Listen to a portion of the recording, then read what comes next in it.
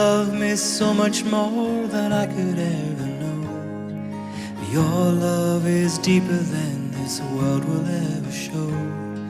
And all of life's beauty shines around this moment now. The sky and the cliffs, they seem to change my life somehow. And I will never be the same, will never be the same. Whoa, I will never be the same, never be the same ever again. Well, here I am waiting, Lord, my life is just for you. Please unfold all the plans that you would have me do. And if all the world's just a breath and nothing's here to stay, and all of the love we feel will save us anyway. And I will never be the same, will never be the same. Whoa, I will never be the same, will never be the same ever again.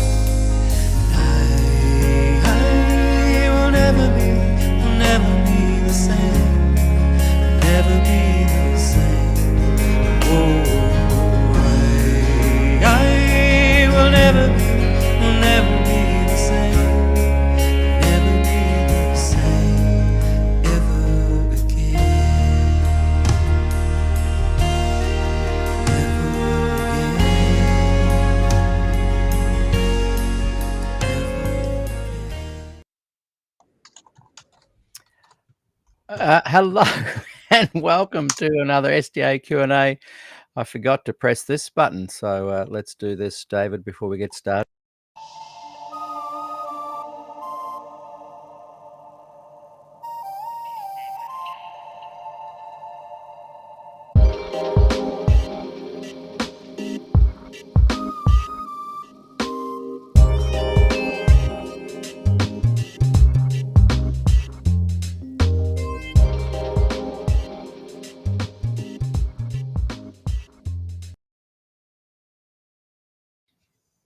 Hello and welcome to SDAQ&A, where we have fascinating conversations from all sides of the spectrum of Adventism. You're welcome here if you're a former or current or any kind of Adventist. And my special guest today is Dr. David Thiele. How are you, David? Doing well, thanks, Peter. How's yourself? Very good. I enjoyed our lunch together the other day, catching up with you and your lovely wife, Gillian. Not to be confused with the other Gillian that might be watching today. It was great to catch up, as always. Indeed. David and I live only a few minutes from each other. And when I began season 2 5 years ago, and began exploring Glacier View and Des Ford and all things Adventism of that particular time period, how it affected the church, how it continues to affect the church. David was one of the first that I asked to come on the program. And so today, once a week, we do this, David. We re-watch one of the episodes, and your turn has arrived. And we're going to watch that now, and then have a 5-minute break, and then come back and, if you're still here, have a discussion on what we just witnessed. Someone wrote to me yesterday and said that I should change the name of SDAQ&A because I am no longer representing all sides of Adventism, just former Adventists. And if that appears to be the case, I assure everybody I want to hear all voices. But a lot of Adventists that are, particularly those that are currently employed, feel a little bit unsure about coming on the show because I might ask some hard questions. But I think that if we ask the hard questions, we get better at refining our answers and creating a stronger position. So look, help me, everyone that's watching. If you feel there's too many former Adventists on the program, put your hand up and come on the program and let's have a good conversation. And I think you'll find that I actually support people's right to choose whatever kind of Adventism they want. Where I get into murky waters, David, is I'm perhaps suggesting that there is a kind of an Adventism that's like something that grew out of perhaps post-glacier view, was brewing beforehand, definitely grew in the fertile soils post-QOD. There's a type of Adventism that I think's potentially a bit of a gem, and one that, for some reason, those who understand it don't want to be categorized, and they don't want to necessarily shout it from the rooftops because they might lose their job. And this confuses me. So sometimes my confusion can seem like an attack, but all I'm trying to do is seek clarity and help build better lines of communication. You got any thoughts before we start, David? Yes, lots of thoughts, Peter. Not necessarily on that topic. Look, there is diversity within Adventism, and has been for a long time. I don't know how long. The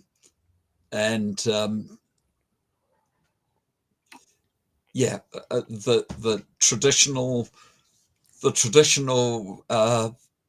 school of Adventist thought tends to dominate in leadership and administration, which means it's the dominant form in lots of ways. Doesn't necessarily mean that other forms of Adventism aren't vibrant and alive. They're just not as evident, not as self-evident to an observer. So that's the situation. We can decry it, but that is the situation. And one of the things I'm going to ask you after is there, and this will give you a long time to be able to ponder it, is there pause for reflection from those who are in this non-categorizable, that's not my Adventism group, where they could have done things differently post-glacier view? So ponder that. I don't see a lot of accountability from those who supported Des, saying, hey, look, we could have done things better. So this is the first time I've asked it, and it'll be of you. I'll be asking, what do you think you guys who perhaps hold a slightly different view to the traditional Adventist view could have done better to maybe create a bigger footprint? So that's a good question. Peter, let me have a go at answering that immediately. Yes. In the 1980s, survival was an accomplishment. Right. Doing much more than that was a big ask. Looking back from 50 years to say, more could have than should have and might have been done. Not necessarily from the perspective of those who went through it, I have to say. Yeah, that is good to hear, and a position I truly support. I went through it, but 10 years younger than you. And so I was kind of high school level at Avondale, went ground zero when 78, 79, 80, when it was all going down. And then the follow-up, 81, 82, 83, 84, the years where a lot of the pastors and youth pastors left. And hearing you say that, it's good to know, because people don't realize the pressure that you were all put under. And to literally say that you might support some of Des's views could literally have you fired or not get a position. That to me says a lot about the denomination, its health, because the reality is we're going through that again. There are a lot of young ministers that talk to me behind the scenes literally say, to survive, I can't say these thoughts publicly. So look, we'll discuss these things after. But look, thank you again for being on the program. Welcome everybody that's watching. And wow, what a program we had yesterday with Ryan Day. I don't know if you had a chance to watch that, David, but No, I'm sorry. We had over 2,000 people watching live. So now we've got 1,900. So yeah, it was a big day. That's why I'm a little bit hitting the wrong buttons and everything, because I didn't get much sleep pondering it all. Okay, well, we can cancel it and come back next week. This is perfect, because it feels like we can sit back and watch and observe and then engage. It gives us a chance to kind of build up to the conversation. And I do remember this being one of my favorite interviews. So let's see how we went. And if anyone wants to support what I'm doing, there's my PayPal details there. And as I said, we are about to rewatch Go Back in Time, Season 2. This is a re-release of Episode 12, which we did in 2020 with Dr. David Thiele. Here we go, David. Enjoy the journey and the memories.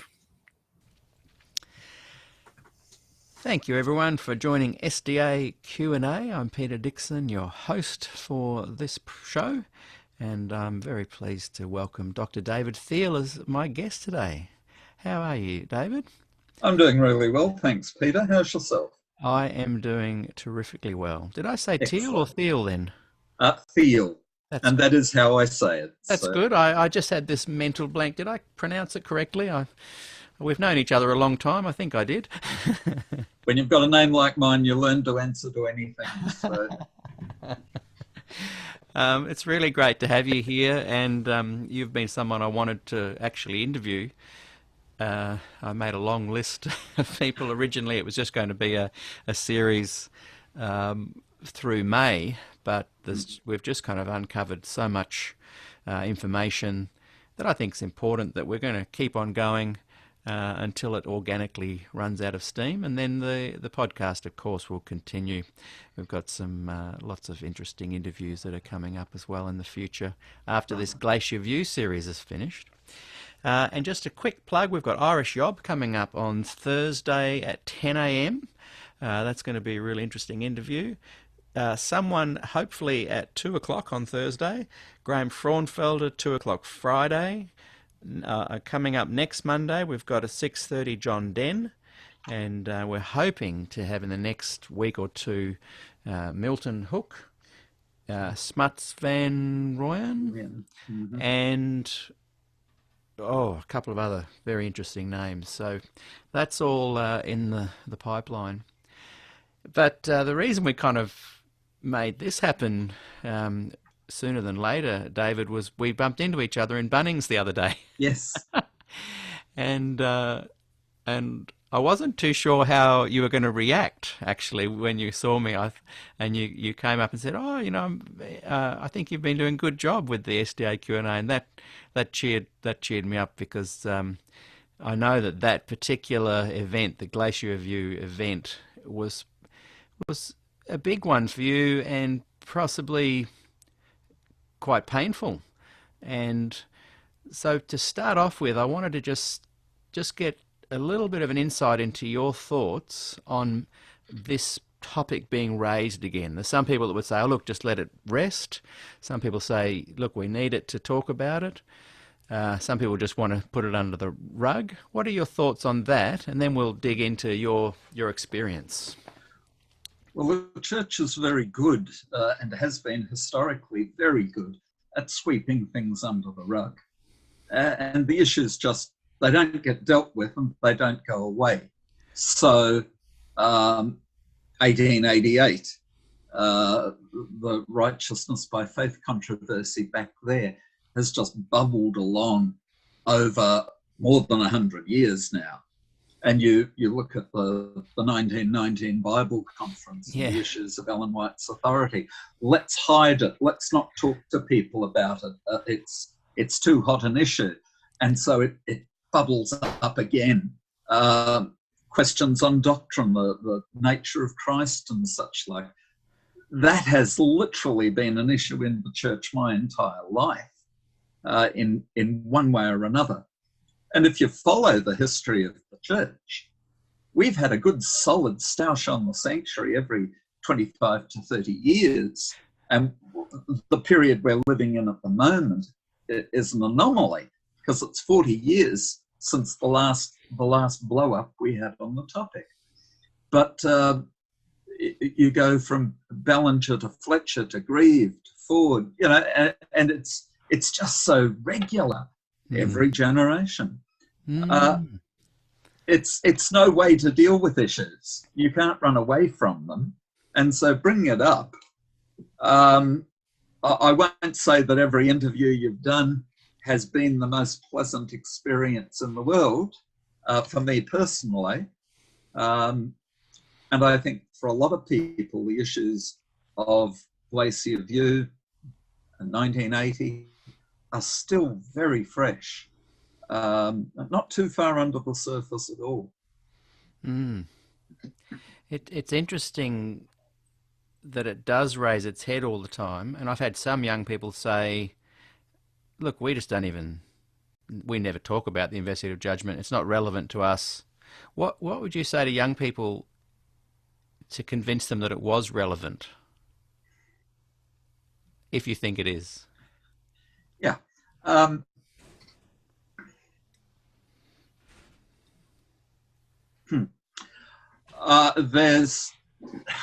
There's a range of ways to go on this. I've listened to a number of people try this. I don't think there's any way in the world of making the date 1844 relevant. That's nearly 200 years ago. And it was yesterday to the pioneers, but it's a long way in our past. To talk about the relevance of a judgment, yes, I don't think that there's much difficulty in talking about that. But the date, the traditional way we've talked about it, our traditional packaging is past its choose-by date, I think. And that needs to be considered. Because I would agree that I would love to be a member of this denomination without talking about it, in that we can just let it go, that it's not relevant. But for some reason, its relevance doesn't lie so much in the actual topic of the investigative judgment, what it means or what happened or any of that, but how it seems to continue to be divisive, even if young people aren't noticing that it's divisive. It's percolating behind the scenes and seems to rear its head, like you say, every 30 or 40 years because of why. Well, I do think, Peter, one of the things that we've got to recognise is that the wider world has changed. The philosophical sea change from modernism to postmodernism. It seems to me that theology generally is a lot less important to the average Adventist now than it was when I was a boy growing up in the church. I talk about post-theological Adventism. And that's a bit of a worrying trend in some ways, because it's always been theology that's bound us together. We had the truth And that was what bound us together. Well, if we're not going to talk about theology, what is it that binds us together? And I understand those administrators who are worried that, well, if we don't do something, the church will be in trouble. Because it won't be distinctive anymore? Won't be distinctive, won't have relevance, won't have its prophetic role, and may even fragment. And William Johnson's written a book on the fragmenting of Adventism, and that's old now. It's 20 years ago. So all these possibilities. I don't think the solution is simply shouting 1844 louder. No, that won't do it. No, good point.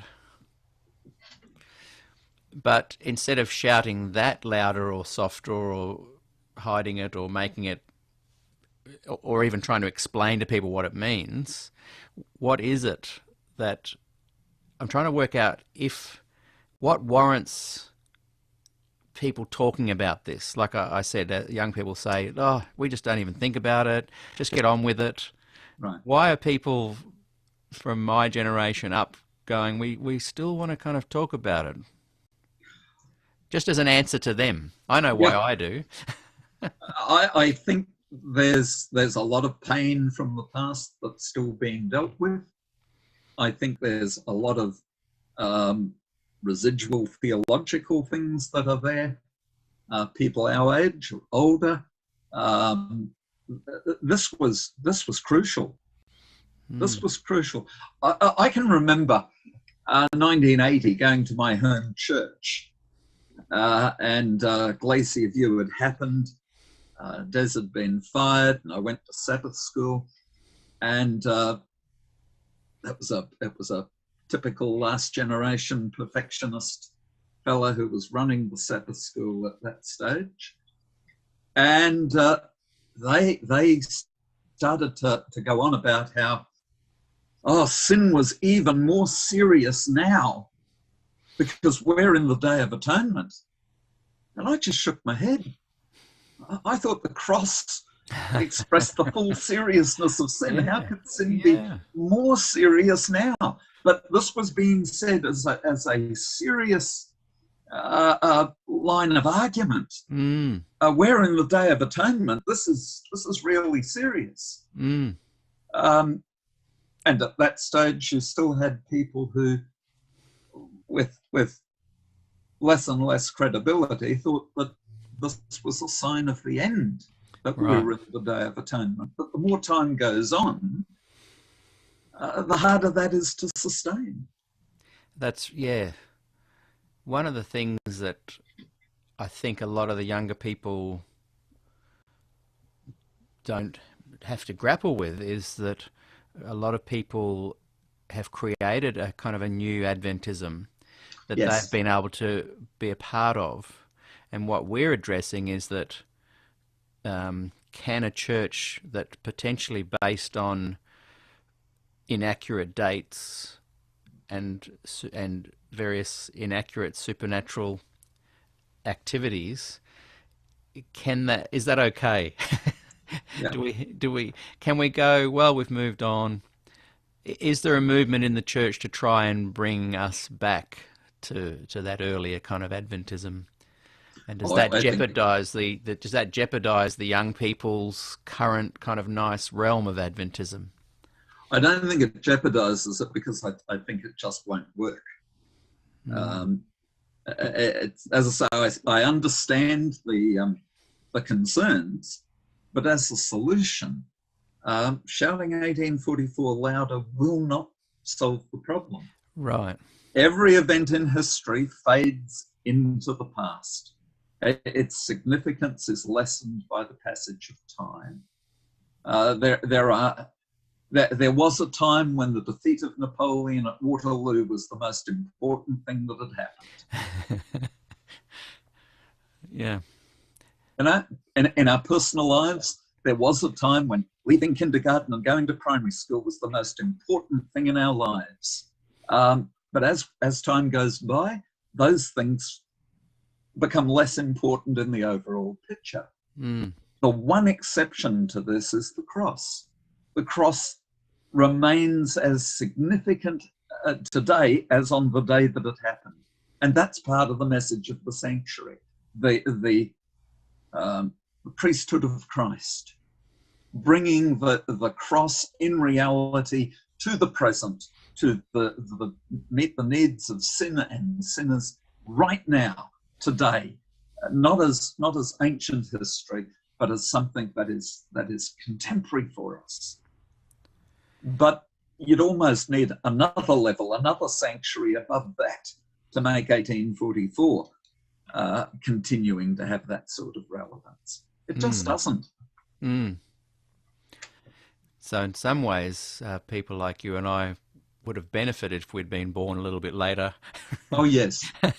Oh, yes. And if it wasn't for the high-level leadership trying to steer the ship back to a more conservative historicist view, we probably would have all just happily, merrily gone on and had various factions within the church. But it's kind of it's raised the conversation again, hasn't it? It's brought back the Waterloo into our minds.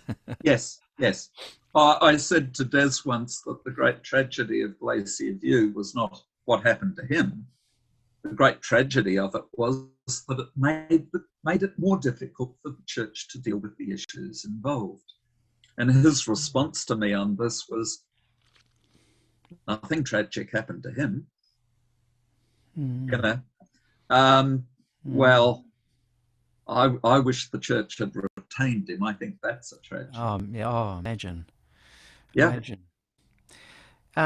Just a quick question that I've seen. I keep looking down here, only just monitoring what people are saying. I'm still 100% listening to you. But every now and again, if I see a question, sometimes I'll ask because it gets lost in the feed otherwise. Sure. And Shelley Poole has said, do you guys believe in any dates lining up with the days, years in Daniel and Revelation?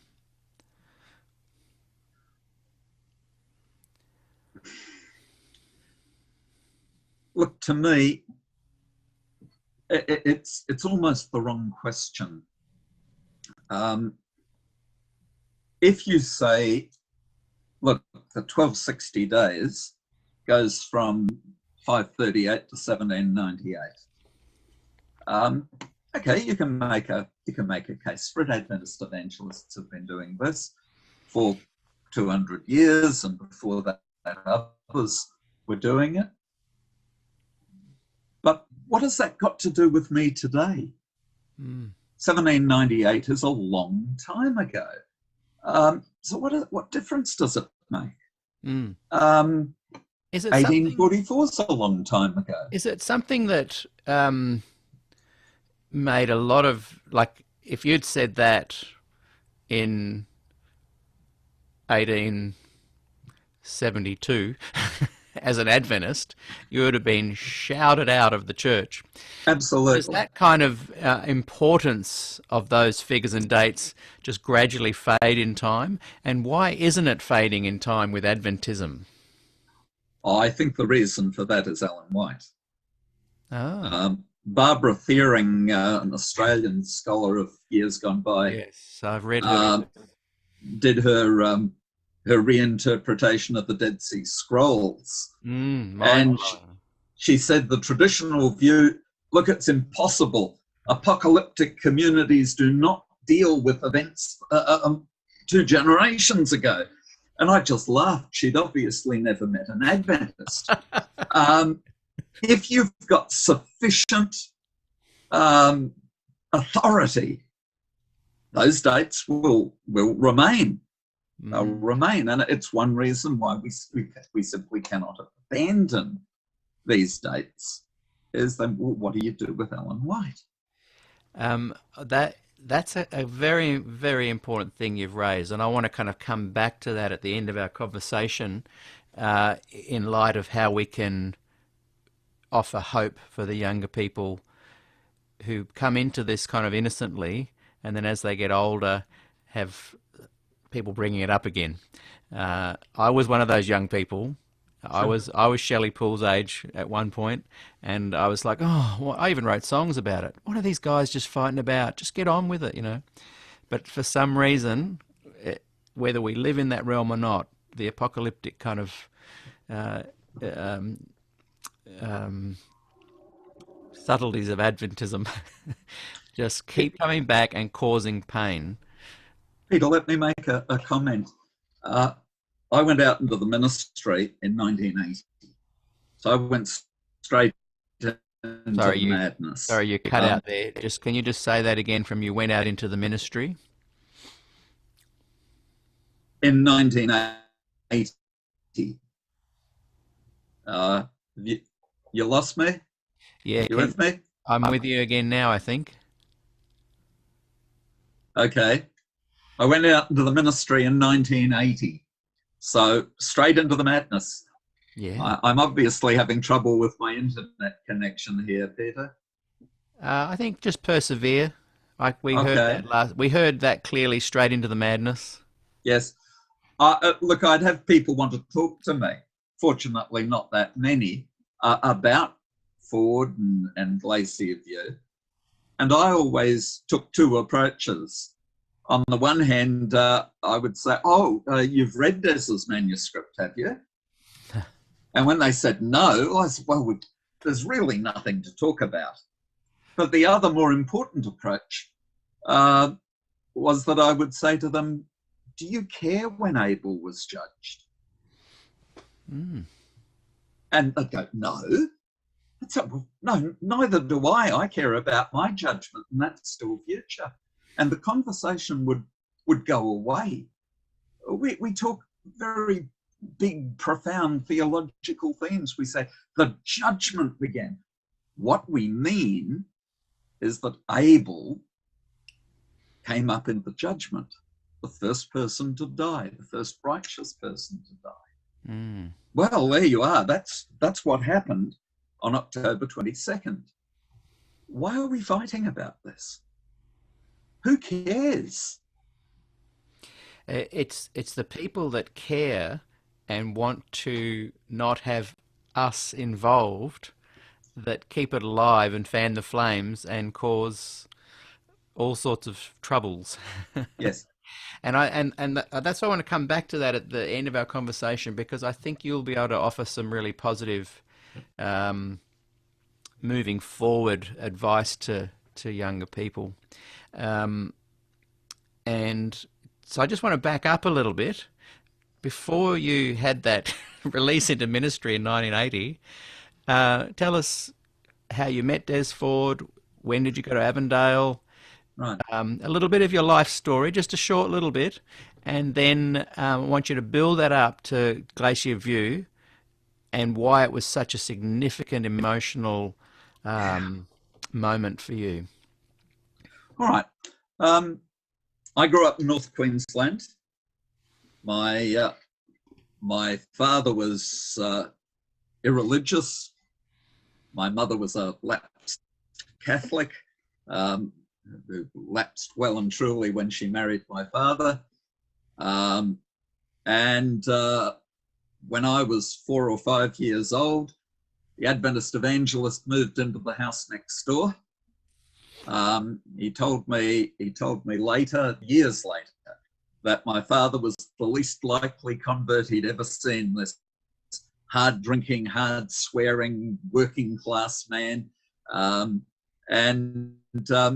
yet ran an evangelistic program, and my parents became Adventists when I was 5 years old. And look, honestly, I thank God every day that they did. I have a good imagination, and I know where I'd be today if I'd grown up in a house with alcohol available to me. Mm. I can say I gave up drinking when I was 5 years old. So I think Dad was an alcoholic, and that's a genetic thing, at least partially. Mm. So we lived in a very odd Adventist community. This was the church that had disfellowshipped Robert Brinsmead before my parents joined. The church had been terribly fractured. And over the years, by the time I went to college, there were some unreconstructed 60s Brinsmead people, last generation theology, some 70s Brinsmead people preaching the gospel, a variety of people who remembered disfellowshipping Brinsmead and didn't want anything to do with any of them, and a few just strong-willed people who liked to throw their weight about and show who was boss. I went to a single youth camp in the north before I went to college that Des was the guest speaker at. Oh, yeah. I came to college. He taught one last semester at Avondale while I was there, 1977, life and teaching. So my direct exposure to him as a teacher is very, very limited. We continued on. It was Norm Young that had probably the most influence on me at college. We continued on until the famed forum talk came out, and that came through, and I had to listen to that and went, yeah. So there was really nothing there that was terribly new to me. That was terribly shocking. I didn't realize that there were Adventists who didn't believe that Jesus could come in the first century. To me, that was something I don't know where I'd come across the idea, but certainly before I went to college, that had come to my thinking, my attention. I assumed that.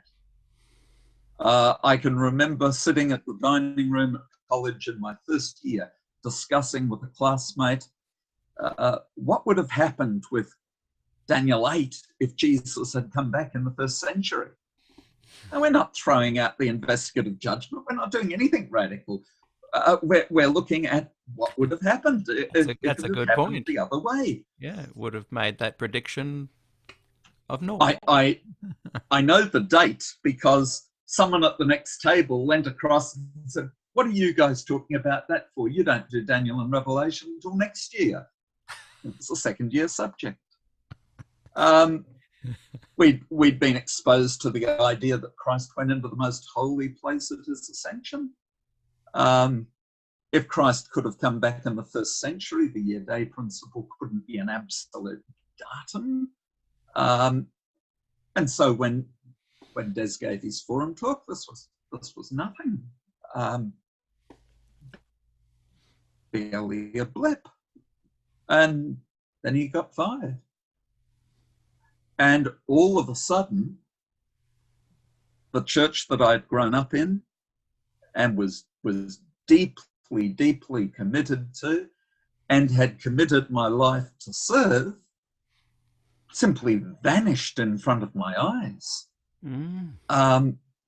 And to me, I think I've described Glacier View as the defining event of my life. And I'm not altogether sure why, but I think it has something fundamentally to do with that. The church was no longer there. But we don't have creeds.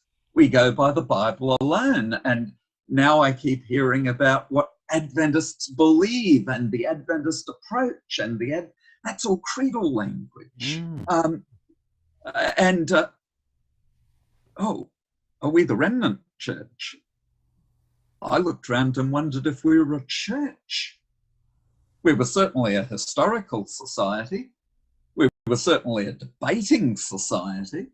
But a church is a gathered group of people who, in reverence, are seeking to understand and reflect God better and share him with others.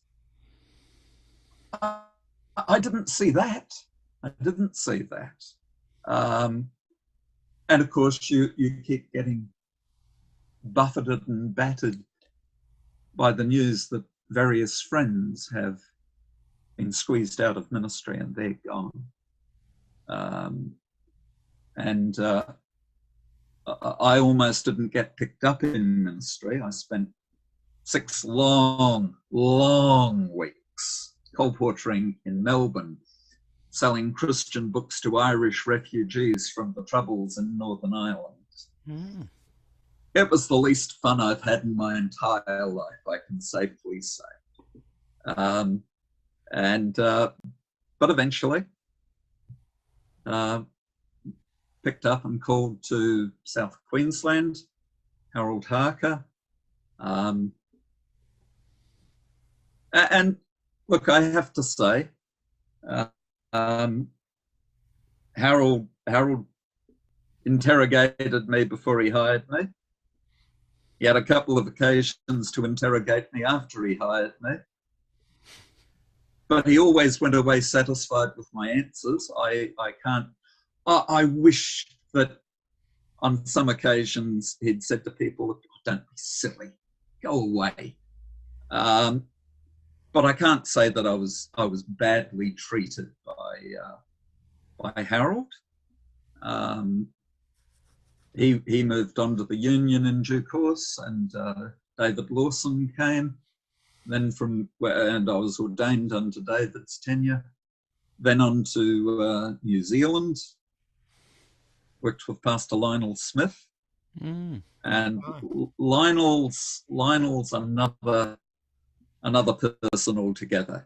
I remember at workers' meetings, went for a long walk with Lionel, and I came home and said to my wife, oh, keep me away from Lionel. He keeps asking me questions and I keep answering them.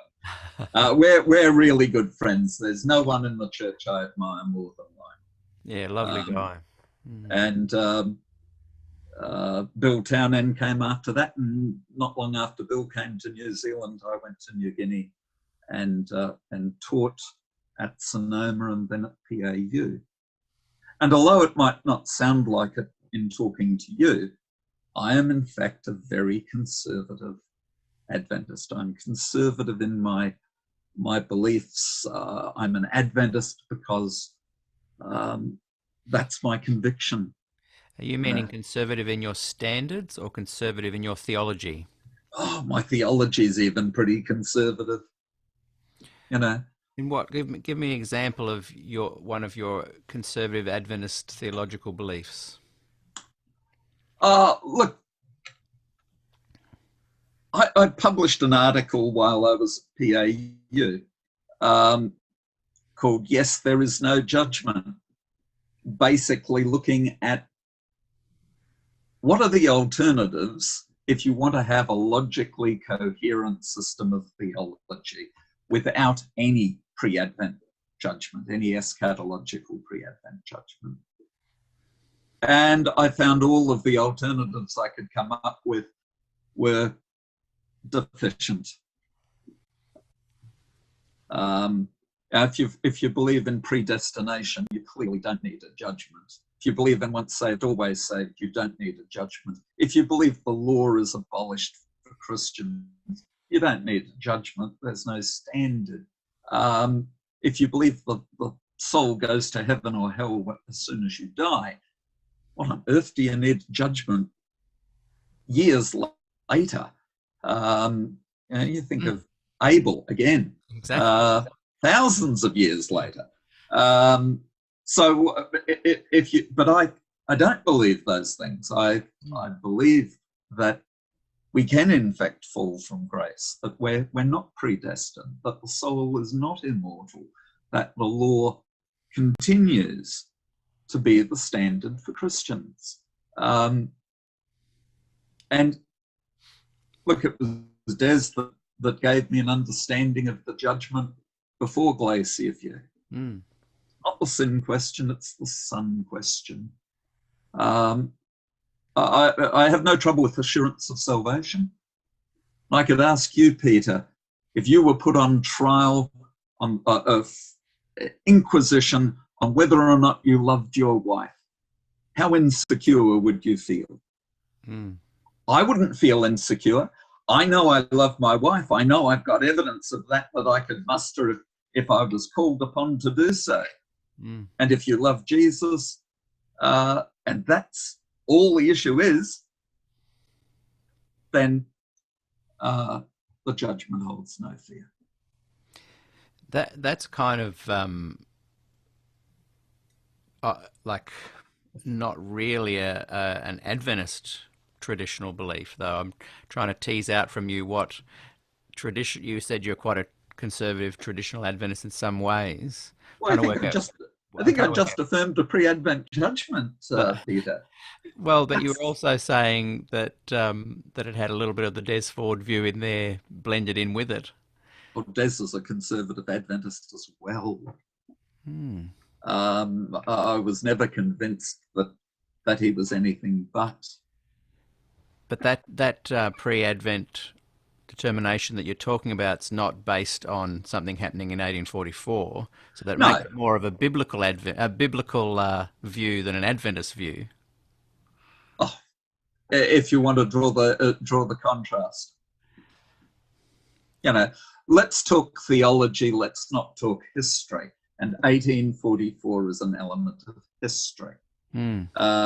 Let's talk theology. And once you start talking theology, content, not packaging, then where's the problem? Is the Sabbath going to be a test one day?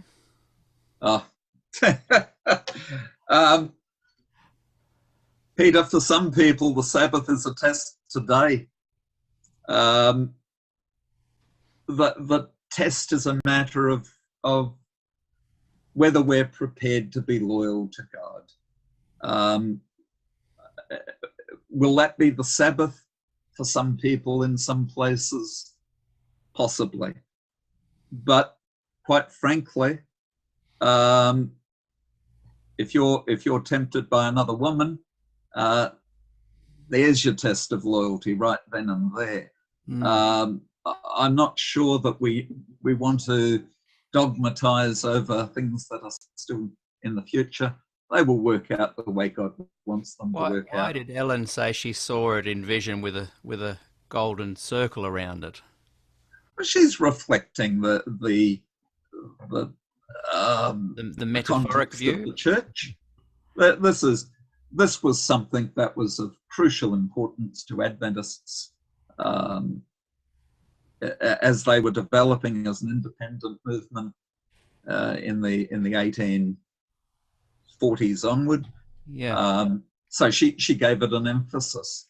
Right. The Sabbath is a great gift that we have. We haven't been terribly theological with it often enough. And this is terrible. That non-Adventists are sometimes much more theological in their understanding of the Sabbath than we've been. We've been too busy fighting over which day it is to spend too much time wondering about what it means. And it has a richness of meaning. When you see the Sabbath commandment, that yes, the master was to rest, but also his sons and daughters and servants and slaves and even his farm animals. And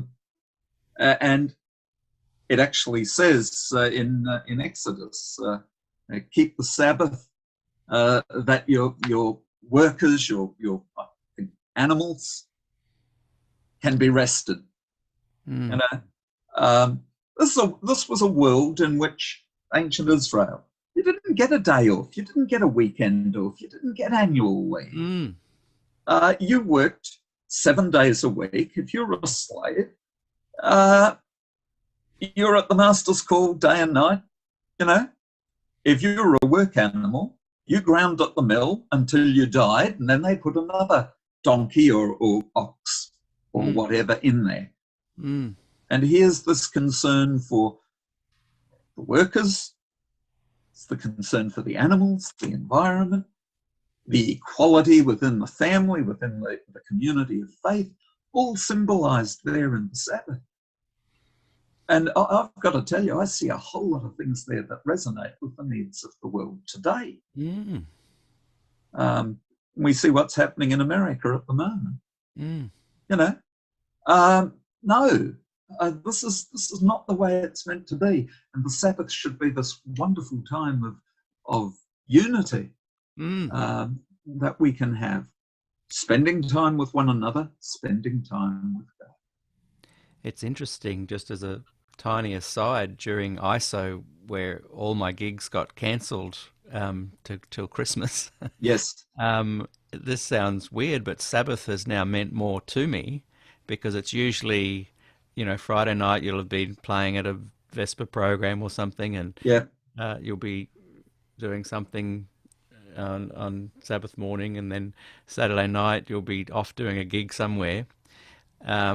I've really enjoyed that day where Friday night comes and I finish with my campfire songs, and then I spend the weekend with my girls, and Yes. and then I've really even though I've known about it my whole life, I'm only for the first time experiencing the joy of the Sabbath. Yes, I'm not talking about the theology or the supernatural nature of it. Yep. I'm talking about just the beauty of letting everything of the secular world just disperse. We've tended to over-programize it. Yeah, it has just been fabulous. Yes. So there's lots of things that you and I would agree that are wonderful features of Adventism. And when the young people say, as Shelley was making another little comment about her being my token young person or something, thank you, Shelley. Am I wrong to think that it's important to talk about or to raise? Should I just shut down SDAQ&A tomorrow?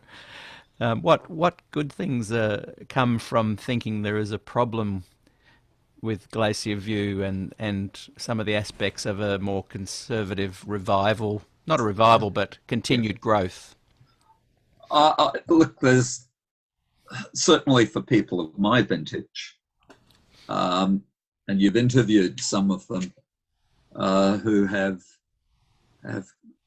gone through the mill. None of us were given the opportunity to grieve. Because if you sympathized, or if you grieved, you sympathized. If you sympathized, you agreed. If you agreed, right, you were out, you were gone, and you lived with this fear that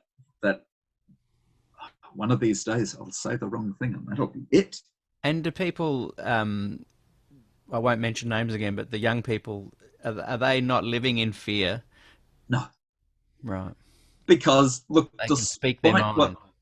Despite what the church did in the 80s, the time marched on. I don't even know that a lot of the administrators today at where the rubber meets the road, conference presidents, don't know how many of them care about 1844. We don't preach on it. It becomes a rubric for orthodoxy still. Yeah. Sorry, go ahead. I interrupted. No, I don't know that.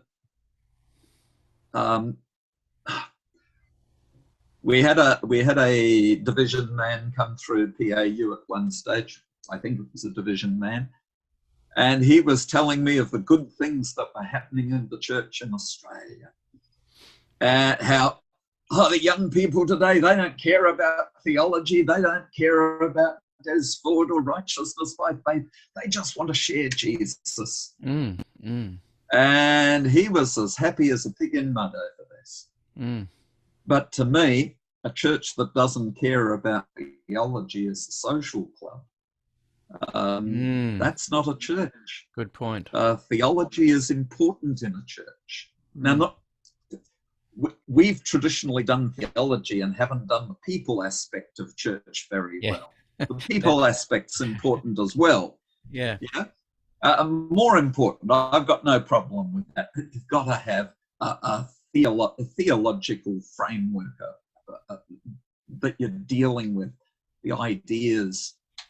And if we're not careful, we'll wind up with a church where people think deeply, as deeply as they do, about politics or economics or race, and the one thing they won't think deeply about is theology, and all that entails.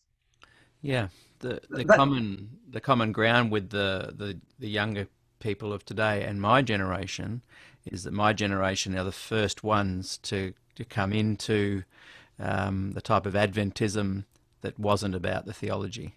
Yes. Ours was hair length, music style, clothes, and politics maybe a little bit. We were a little bit oblivious. You look at the issues that are tearing at the church today, they're not theological. Women's ordination, gay marriage, they're the two really big ones, but they're not theological. They're much more sociological.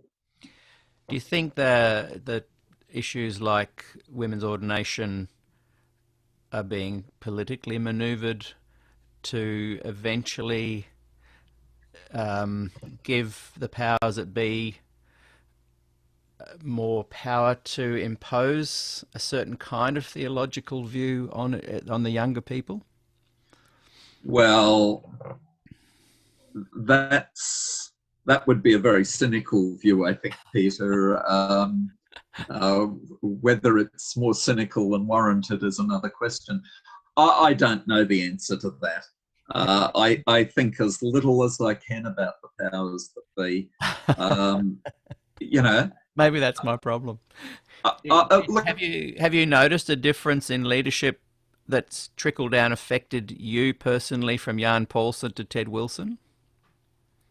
One was more liberal, more open-minded to progress, more open-minded to unity through diversity. One is more, and not judging either, I'm just saying one is now more interested in a different kind of unity, one that's more of a conformity. As a pastor and an educator and an Adventist, have you felt a difference under those two leadership models? I can't say that I have personally. I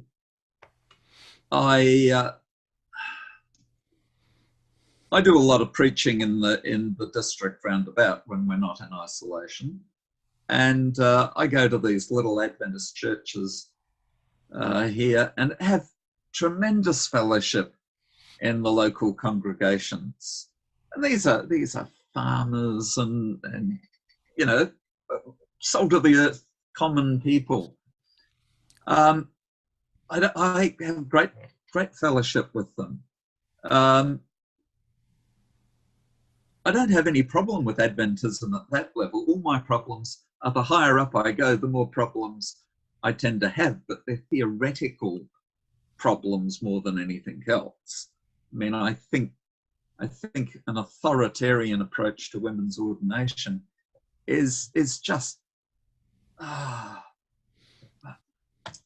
words fail me. It doesn't work. I can't see it working, and I think it will only be counterproductive. I'm very interested in theology. Like I was saying, that my generation grew into the period of not having an interest in that because we weren't shown it. There was no role models to show us how to be interested in a proper way. But now I'm very interested in theology and politics. And so the current kind of model, referring to the compliance document, which is saying the church leaders have to have a certain complied view on gay issues, on women's ordination. Surely one day one of the young people are going to say to me down the track, if that path continues, actually we should have been a little bit more concerned about it than we were. Yeah, but what do you do? As a Joe in the pews, we have no real input into these decisions. But that's what the Concerned Brethren thought too. And instead of just going, well, we have no real input, they formed a movement, and their direct input has brought about today's current situation. Perhaps. I don't know that it's quite that simple. Why haven't the progressive liberals, Concerned post-glacier view, why didn't they kind of form some kind of movement? They seem Yes, to they be did. equally non-movement orientated towards trying to affect positive change. Like there's more of a laissez-faire vibe coming from the liberals than from the conservatives. I think part of the answer is that they did form a movement. It was called the ex-Adventists. I mean, my theology didn't particularly change Yeah. in the aftermath of Glacier View, but what did happen is that everyone further left of me got beheaded. Mm.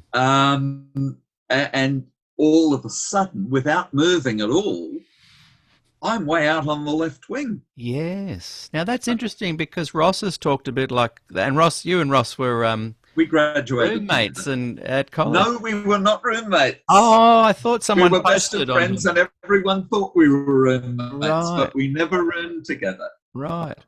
But Ross said a similar thing. Gordon, I think, Hammond said a similar thing where you guys were actually going along thinking, yeah, well, this is the thing and whatever. And it was the earth shifting beneath you. Yes. That was so it suddenly put you in the firing line Oh, yes. undeservedly. Yes. This, as I said, the Deserts Forum tape, I went, oh, yeah. It never occurred to me that he'd get into trouble for this because there was so little there that was new to me that I thought, So it why wasn't. would he ever get into trouble? So it wasn't one of the most life-changing moments for you because you felt an injustice was done, but because yes, all of I a did. sudden, like that was a component. I'm not downplaying that at all. That was definitely a component, and I want to unpack that next.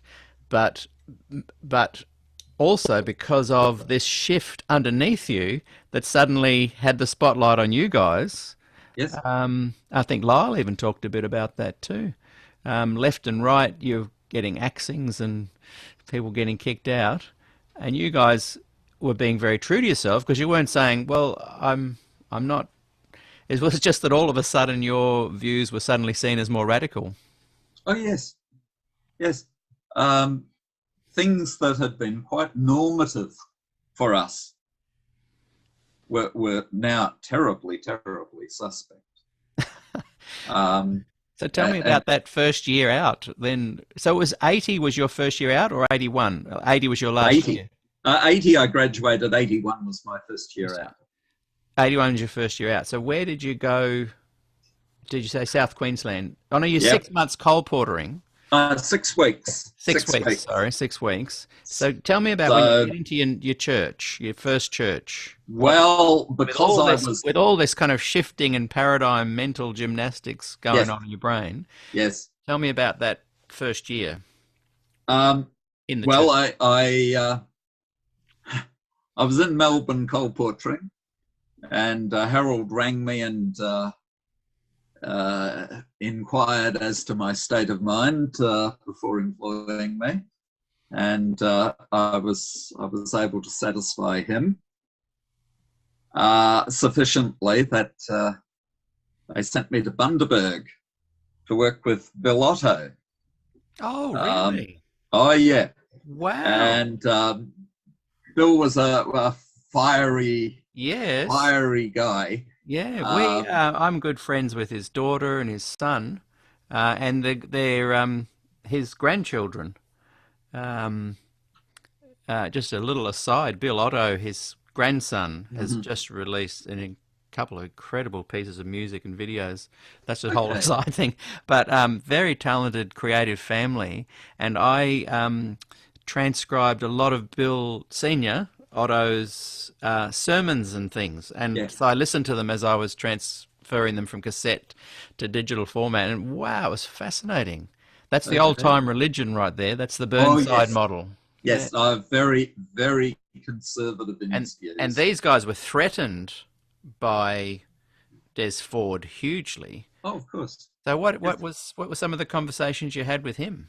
Well, funny story. One of the things that Harold asked me when he was interviewing me was if I had any problems with Adventist prophetic interpretation, and I'd had just about enough of this by now. And so I said, "Well, I'm not sure I can see Turkey in Daniel 11." And Harold was, "Oh well, that's all right. That's not what I'm talking about." Well, Oh, while I went to Bundaberg and Bill was running his evangelistic program, and he was just about to go on stage to make the presentation. And he had a really severe asthma attack and had to be rushed off to hospital. And that left me, the only man standing, to get up and tell everyone what was happening. So meeting was cancelled, and I went up to see Bill in hospital. He was recovering, only there for a day or two. And we chatted about theology, and he said, "Oh, I think the rot set in when they stopped teaching Turkey in Daniel 11. I just said nothing.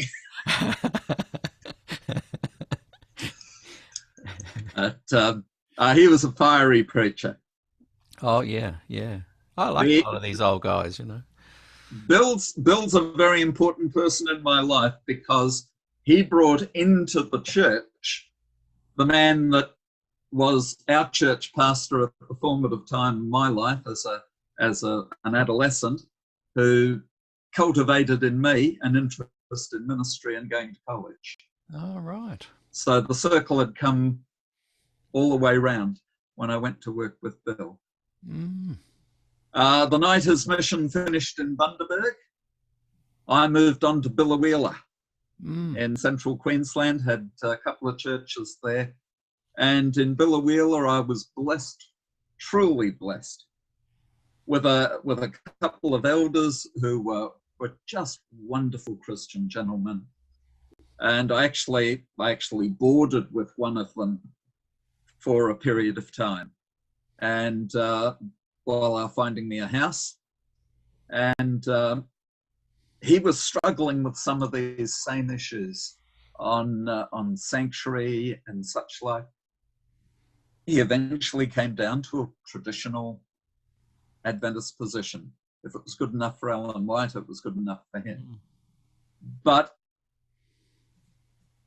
I had nothing to fear from him. One of my compatriots in ministry in another church had his senior minister going around telling church members, "Oh, he's a little Cortina made by Ford." I never had anything like that, I'm glad to say. And my other church was a little more troublesome, but again, the elder there was good. It was the workers' meetings that got to me. Yeah, because year after year, it was Sanctuary, Ellen White, Judgment, Daniel and Revelation, weed out the deadwood, you know. Yeah, whereas you were just wanting to get on with being a pastoral care minister. I was happy to be an Adventist pastor all year round, except for the weaker workers' meetings where I always wanted to resign.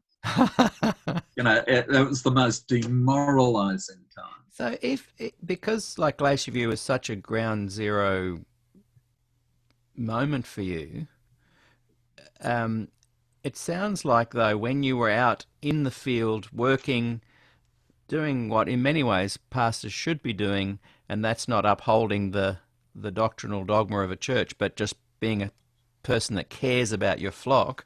Sure. It sounds like you were able to kind of push that a bit out of your mind. Yes. One of my friends said to me, and he doesn't remember saying it, he remembers me reminding him of it.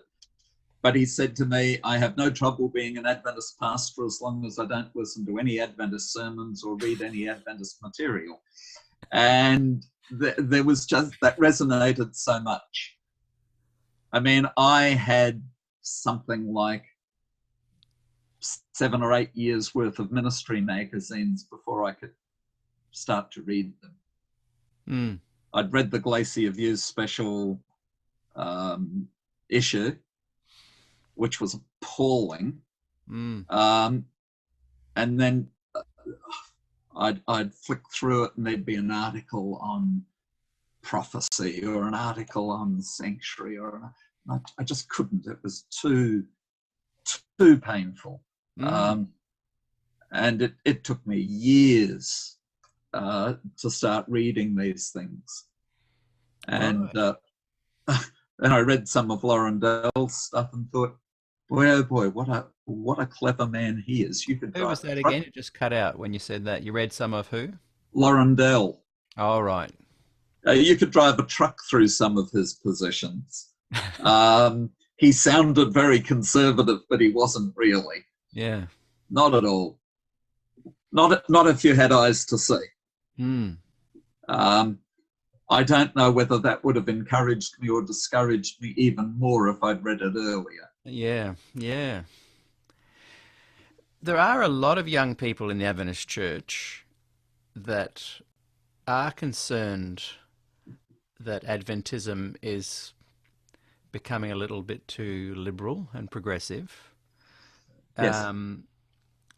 There's definitely the group and that don't care and would just want to kind of move on, and I respect that as well. What kind of influence have you seen some of these younger, more conservative people having within the church? Have you noticed it around the academic? I'm not in a position to have really seen some of these things too much.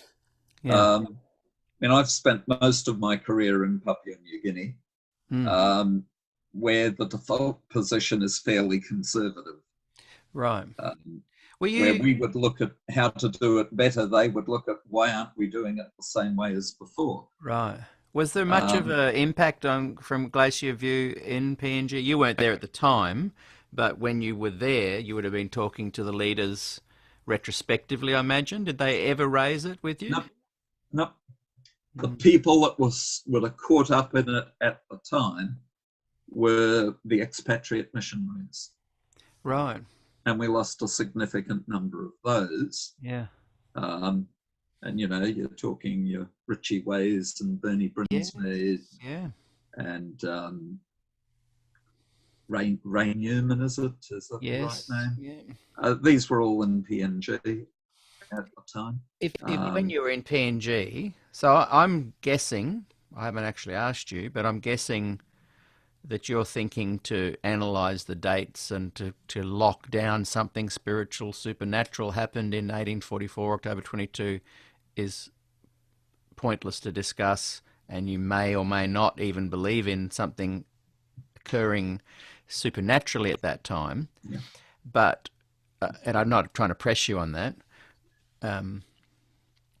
but you would have noted that people in PNG would definitely have not been impressed if you said, hey guys, 1822, maybe nothing happened that night, 1844. Did you just think, I might not go there because that it's just too important to them? To me, the date is so irrelevant that I have no interest in going there. If you're a truly conservative Adventist and you believe that the judgment began in 1844, what impact does that have on your life? Now, not that there is a judgment, but starting in 1844, October 22nd, how does that impact your life? It doesn't. It doesn't. I mean, we don't know when the judgment ends. Yeah. If you take the traditional Adventist lineup, it ends with the close of probation. When's that? What's the date? We don't know. No man knows the day or the hour. So we can live without knowing the end that's closest to us. But we've got to make an issue over when it began. That to me is just crazy. Yeah, and here's an irony. I'm so glad that people like Shelley Poole and others don't want to even talk about this, don't care about this. I'm so glad about that. Yes. That shows that the nouveau Adventism that we kind of championed worked.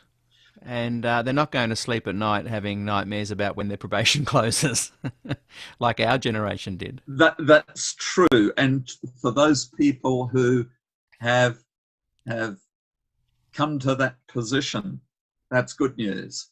I wonder how many of them have come to a sort of atheological, almost apathetic position rather than a balanced one. Very true. Very true. The church in Australia, the Adventist church in Australia, is the church that Des built. And, you see Adventism in Australia is different. Oh, yeah. I'd say maybe Adventism in some pockets. Oh, yes, it's a generalization. I like what you've said, though. I read the bios of some Americans who leave the church, and they talk about what it was like growing up in the church. And honestly, I don't recognize the church they've left. No. I have no idea what they're talking about in many cases. This is not something I recognize as Adventist. No. Why is that? Well, because I grew up in Australia. Yeah. I grew up where the gospel was preached. What I'm noticing, though, is a change in that. There are younger people again now worried about probation. Yes. Like even my daughter came home last year. It wasn't a fault of the teachers. An itinerant minister had come through and taken chapel. And that night she said, "Daddy, I've got to remember all my sins." Yeah. And then she paused for a little while and she said, "If I don't remember them all and ask forgiveness, I won't go to heaven." And then she paused for a while and she said, "Daddy, what's a sin?" Oh, dear. Oh, but Peter. I had to cuddle her as she went to sleep crying. And I tell you what, that made me think, hang on, I don't remember talking to any young person for the last 30 years with that kind of thing happening. Yeah. Now, I think it's starting to come back. That's why I'm concerned. That's why I agree. And there is a branch of the church that is pushing it, and it has the tacit support of leadership at General Conference. One of the problems you face as an Adventist minister, and if you're at all progressive, is you bring people into the church with a good, solid understanding of the gospel, and with a balanced understanding of doctrine, and they go to the ABC, and all they can buy is stuff that is pushing a different slant. Or read the Great Controversy. Well, without any contextualization, without any understanding. So as leadership steers the church, and I believe Jan Paulsen was very responsible in this. He was a very responsible man, a genuine, authentic man full of integrity. He was shepherding us through an era where I think some of these books may have been not put on the top shelves or the most displayed positions in the shops anymore. But I'm sensing that they are now taking prime position once more, and that's what worries me. Yes. You could well be right.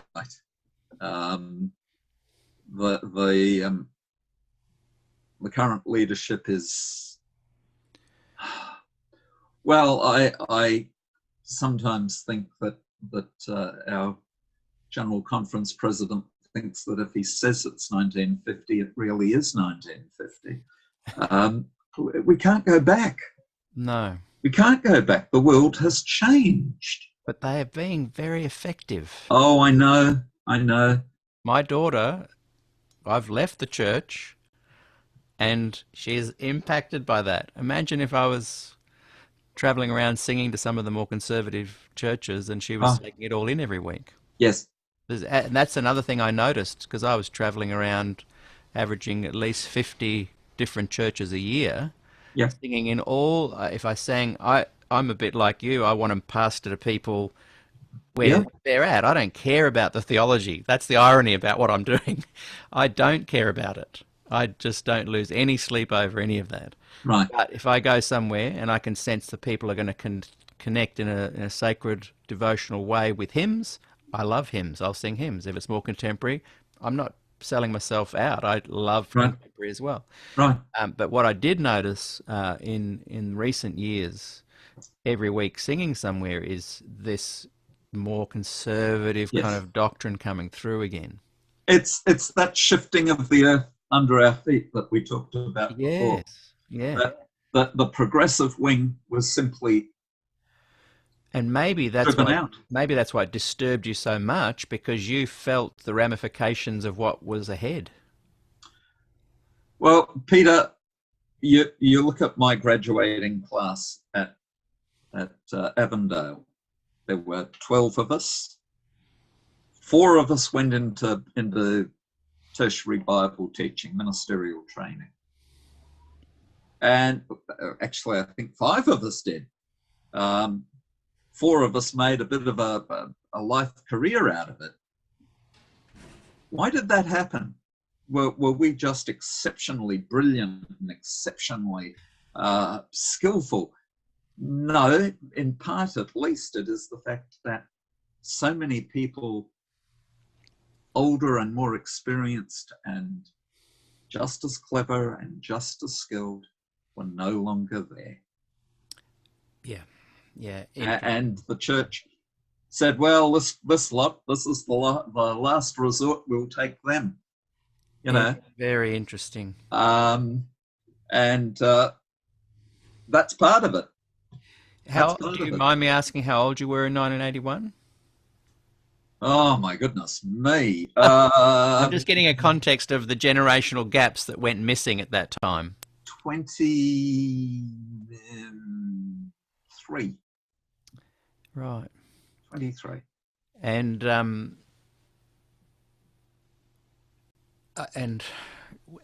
as you noticed, like Harry was talking the other day about this dossier that was being kept.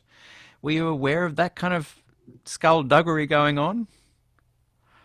I wasn't aware of it. Yeah. And But you saw your peers and friends leaving, though. The guys that had been graduating in the late 70s and in the late 60s, in that 10-year period, were leaving in droves, weren't they? The class that went through Avondale before me graduated in 79. I think they left almost to a man. Wow. I mean, we lost 3 of them in West Australia. And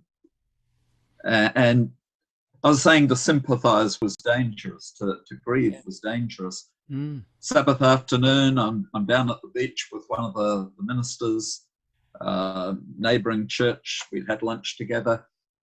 And I mentioned these guys in the West. These guys would have made great pastors. Yeah. And his immediate instinct, oh, but that doesn't mean they'd necessarily make good Adventist pastors. Yeah. Who was that again that said that? Just a pastor that was in the district. Someone I respect. Yeah. He was a nice guy, didn't have any theological training at all. Yeah.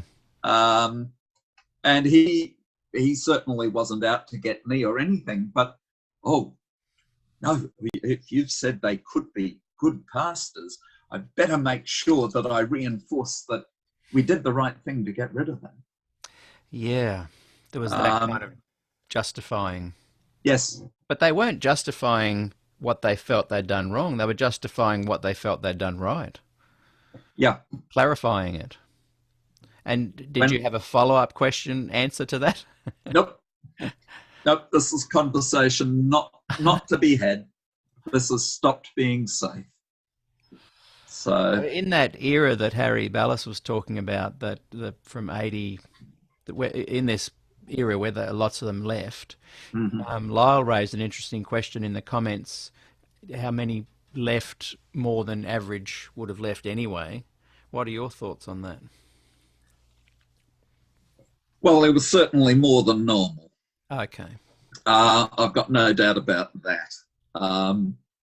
And I think you've only got to read Harry's dissertation to see this is the case. Mm. And to me, this is the tragedy of it, that it wasn't necessary. If the leadership had said, let's just give them some time, let the heat settle down, you know, I think most of these guys could have lived with Des not teaching. They might have grumbled about it, but they'd have probably said, oh, yeah, okay. He broke the rules, you know? Yeah. But they couldn't live with him being demonized. Yeah. You know, it wasn't as though he was the Antichrist. He was Des Ford.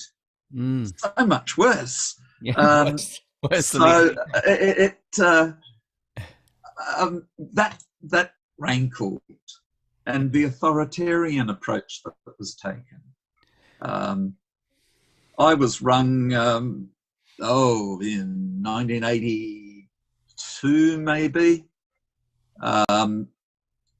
We'd had workers' meetings, and the year had gone by. Workers' meetings, the presentations had been taped, and I got a call, and about to go out in gathering. And yes, well, executives meeting, and there have been some comment about the questions you were asking at workers' meetings. Oh, really? Oh, yeah. Can you say who rang you? I probably oughtn't to. The Yeah, president rang I'm not me. pushing. It's fine. The president rang, and I said to him, "I'm sorry, I thought the purpose of the meetings was so that we could ask for hard questions, so we would have answers if we were asked them in our churches." If you ask the hard questions, you'd have answers. Yeah. And he said, well, yes, I agree. And that was it. I was okay. Oh, right.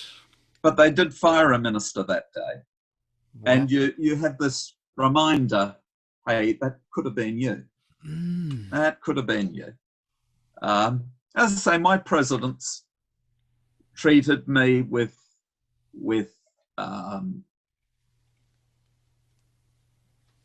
greater degree of fairness than it sounds as though some people were treated. Yeah.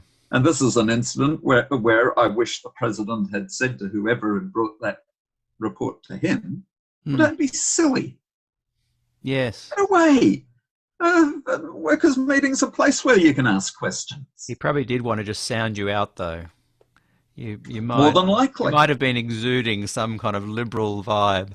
Oh, probably. Hey, just another little aside, because I'm just seeing comments coming up on, just to confirm my middle of the road nature. I wrote a song in 1981 or 82 where I said, liberal and legalist are both the same. Neither will win at the end of the game because the middle of the road is where we should be. Yes, yes. And I probably wouldn't write that lyric now, but that's where I was at that time. I was just sick of it, and I didn't even know much about what was going on until later. Yes. It's going to be interesting chatting to Graham Fraunfelder on Friday at 2, because he and I, he's a little bit older than me, but he is more astute than I am, and I was more interested in music and surfing and cars. Yes. Yes. Whereas he was watching what was going on. He's going to be kind of a person that will kind of be able to share, because we were young and powerless, but he was an observer. I just thought, oh, well, I'll just go to the beach and have a surf and play my guitar. Yes. It wasn't until the 90s that I started going, hang on, this potential ongoing problems here that could affect my children if I ever have any. And it just happened that I had them way later in life. Yes, yes. Well, one of the reasons that we haven't had another stoush over the sanctuary is that Des refused to play by the script that was outlined for him. Mm. He didn't go away and become a vocal critic of Adventism and give up the Sabbath and become a dispensationalist or whatever. He was very supportive of Ellen White too. Very supportive. But you know what brought me the greatest healing in my career? When I found out that he, after years in Australia, he started to go to Caboolture Church in Brisbane. I can't express the emotion that brought to me. That was resurrection. You know, that was the greatest bit of healing for my soul in perhaps my entire life. That here, this person who I regarded as such a quintessential artist was finally able to find an Adventist church that wasn't rejecting him. Yeah. And why did it take? Imagine if you had said to that president in response to his question, well, Des Ford is a quintessential Adventist. Oh, yeah, no, that would have been the end of me. You'd have been that would have been the end of me, yeah. Can you share a little bit about, we chatted earlier, the injustice. Why do you think Des Ford was issued an injustice? And how did that take place? I don't think that he said anything. No, let me rephrase. I view theology as a system. Some systems are like a brick wall. There's no flex in them at all. But other systems have an amount of give to it. And so when I look at change in the church, I want to say, well, if I'm a consistent thinker, if I accept this view, what happens to the system, right? So if you look at Robert Brinsmead, he challenged the Sabbath. He's got a book, 1844 Re-Examined. It's a horrible book. I've never managed to read it all the way through. Just its tone. It's very aggressive. Very aggressive. The White Lie was a bit like that too. Oh, and likewise, I've never managed to read it all the way through. But Brinsmead, within a period of 5 years, the Sabbath had gone. In fact, the whole traditional Christian theism picture eventually unraveled. So one of the other things I said when people asked me about Des, when I was a young minister, I'd say, well, come back in 5 years' time. If in 5 years' time he's still essentially an Adventist, we shouldn't have fired him. Well, what's essentially an Adventist if you believe in the Sabbath, state of the dead, second coming, literal premillennial, you know, the millennium? You're an Adventist. You're an Adventist. And Des held on to these ideas and doctrines until his dying day. So you can be an Adventist and not believe that anything supernatural happened in 1844, even though Ellen said that was not a pillar, but the central pillar. Ellen White said that the sanctuary is the central pillar. What you have to realize is that what Ellen White is doing is defending the Millerite experience against the attacks of a hostile world around it. And initially that was done with the shut door. Yeah. And that was a way of saying Miller was right in preaching a premillennial second coming. And when that became untenable, it moved to the judgment. And over time, there's development of views on the judgment. I believe if Ellen White had been alive, she would have supported Desert Glacier view. I do too. Yeah. because she was always supporting those who had the more Yeah. Christ-centered. Look with Wagner and Jones. Exactly. And Walter Rupp pointed out the church struggled with Wagner and Jones, and they had a live prophet pushing their case. I don't know if you know, Peter, but the issue that Uriah Smith had with Wagner and Jones was that Ellen White had written to Joseph Wagner, Elliot Wagner's father. Oh, I didn't know that. And he'd been pushing the new view of the law in Galatians. And Ellen White, according to Uriah Smith, had said, don't do that. And now you have the son taking the same line. And Uriah Smith, knowing that he's got Ellen White on side because she wrote to his father. Now, the letter's gone. They could never produce the letter. Wow. But I look at that and go, boy, that's analogous to what happened in 1980. This can't be right because Ellen White said. But Ellen White supported Wagner and Jones. They upheld Christ. And that resonated with her. I wrote an article a couple of years ago in Spectrum called "Is the Ellen White Era Over?" She was You're getting very radical in your old age, David. To study the Bible for ourselves. Not to repeat the answers of our ancestors.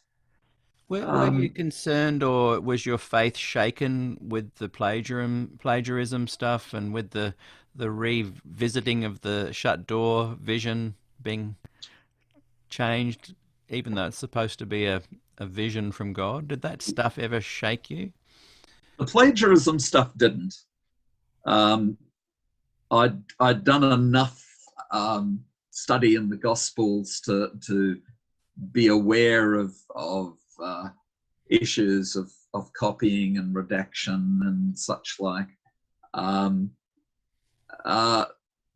Shut door had the potential to really unsettle me.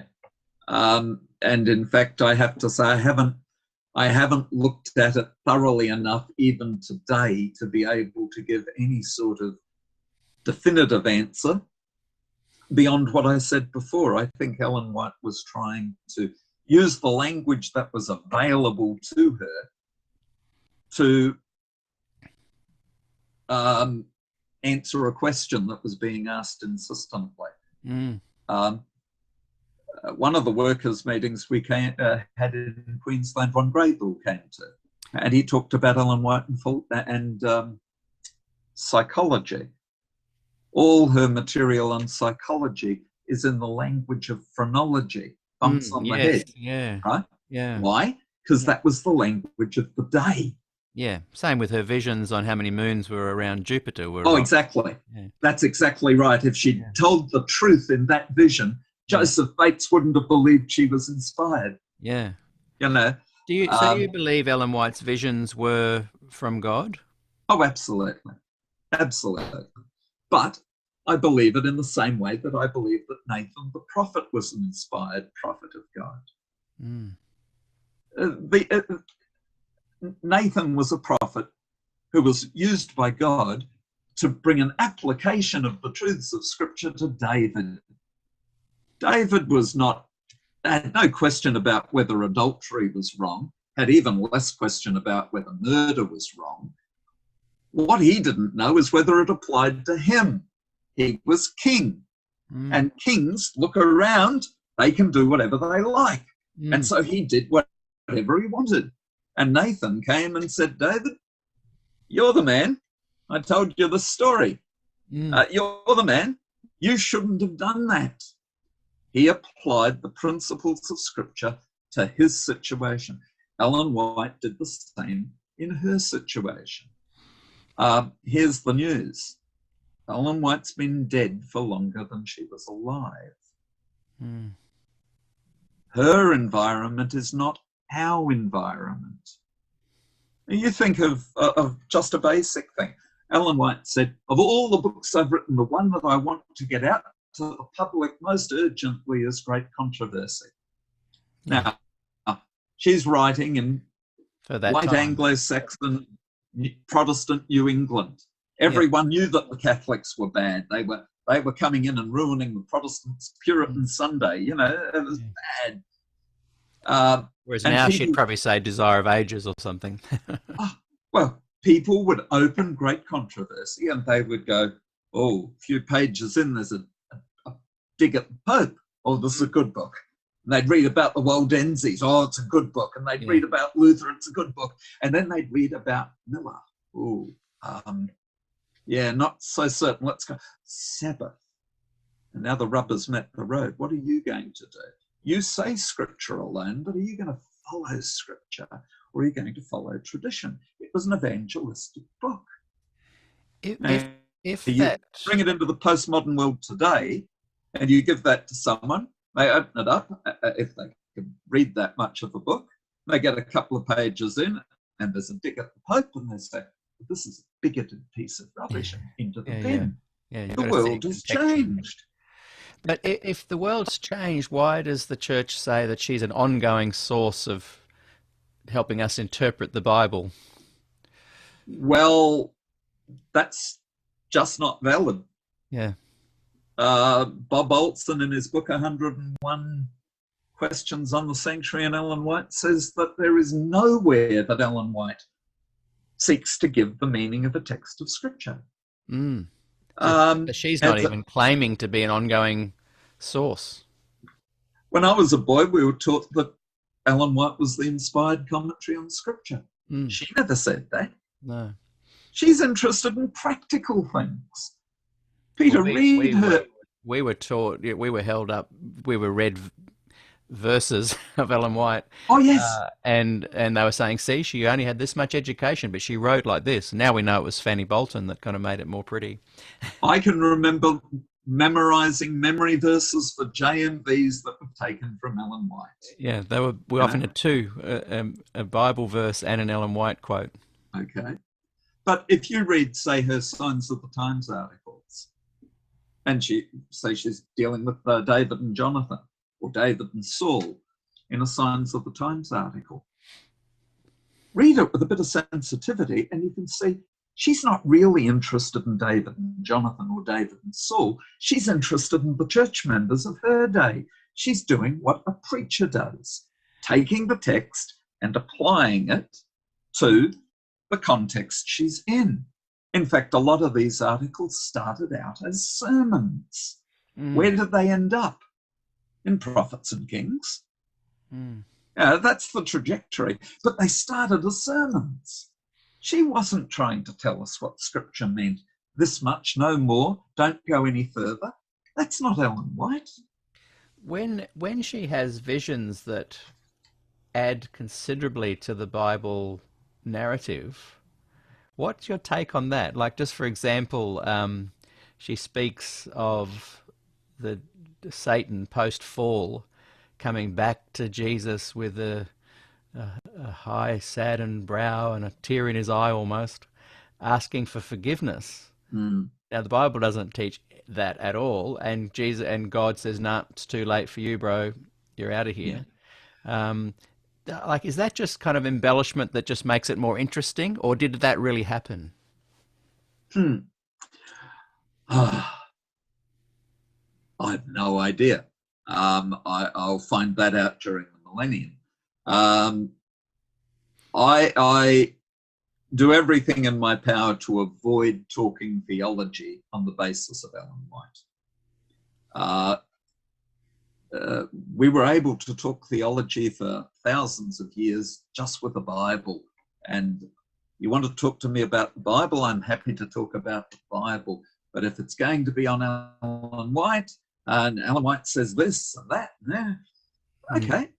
So what's what to me? What No, I'm not saying that's what you're doing, but no. We have people that will do this, and I just won't engage with that. Go back to the Bible. That's what Ellen White said. What is it that you take from her prophetic gift then, if it's not connected to the Bible? Oh, she did an immense amount of steering the church through any number of pitfalls. I don't know that World Mission would have been what it is. I don't know if we'd have survived the pantheism issues of the early 20th century. A whole range of things that she drove the church. And I'm not saying that she doesn't have valid things to say theologically, but she is far more pastoral in her concern than she is exegetical or doctrinal. Yeah. And this is so often forgotten. See, who's the best health reformer in the Adventist Church that you've ever known? The best one I've ever known was Des. Right? Very strict health reformer. He lived it. He lived it. Yeah. Right? And I've read some of Des's writings where he says he didn't read fiction, read about it in Ellen White, and he didn't read fiction, and he wouldn't have ever got his doctorate and got where he got if he'd kept reading fiction. What? I read fiction. You know, I'm not as strict on Ellen White. And many of his harsh theological critics are not half as good as putting the practical stuff into action as he was. Why was Neil Wilson and Parmenter and these guys so concerned about Des's theology? What was the threat that they perceived? I suspect that they thought Des was trying to take over the church. I think, in fact, Des made a strategic error. As long as he kept saying, I've got new light, I've got supplemental light, this will throw further light on.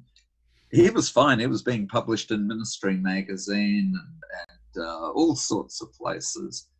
When he said we've been wrong, my goodness me, you can't do that. And that was it. Aren't you saying we've been wrong? Hey? Aren't you saying we've been wrong? Not on anything important. No, about 1844. Not important. What was he saying that was, what did he say we've been wrong? What was it that was wrong? Well, it's not only what he said, but what he was interpreted as saying. Right. But if he made a strategic error, what was it that was wrong? It had to do with 1844, the interpretation of Daniel, Ellen White. So you're saying more that he said it than thought it? Oh, absolutely. Absolutely. And look, you've got to consider too the man's sheer charisma. He's one of those people that very few people manage to be neutral about. Yeah. People either loved him or hated him. Were you there that afternoon that I got him in the church in the trees to come down and he did a church service and an afternoon meeting? I was still in PNG. Right. It's available. I would have loved to have been it's there. on YouTube. If you look up, I think SDAQ&A and Now meeting part 1 and 2. What I was surprised with was we had, I think, about 350 people turn up in the morning. We had to put seats in the foyer, and the afternoon there was 330 people. Yes. And just the high regard that there were people there that disagreed with him, people there that loved him, people there that just to see what the spectacle was all about. But he had this beautiful, like you say, charisma, and I don't mean that in a bad way. Oh, no. Something very congenial about him. Yep. That embraced people. Yes. Embraced all walks of life to come there, and just hear what he had to say. There was no ego, no rock star or anything like that. No. Sorry, go 5 ahead. or 6 years ago, I was in a Bible conference in Jerusalem, and I knew next to nobody there apart from a few Australians that were there. And as we met various people, and they'd say, "Oh, where are you from?" "Oh, we're from Australia." And the Americans, the number of people who said to me, "Oh, yes, well, we knew Des Ford when he was a wonderful man," you know, and it really blew me away.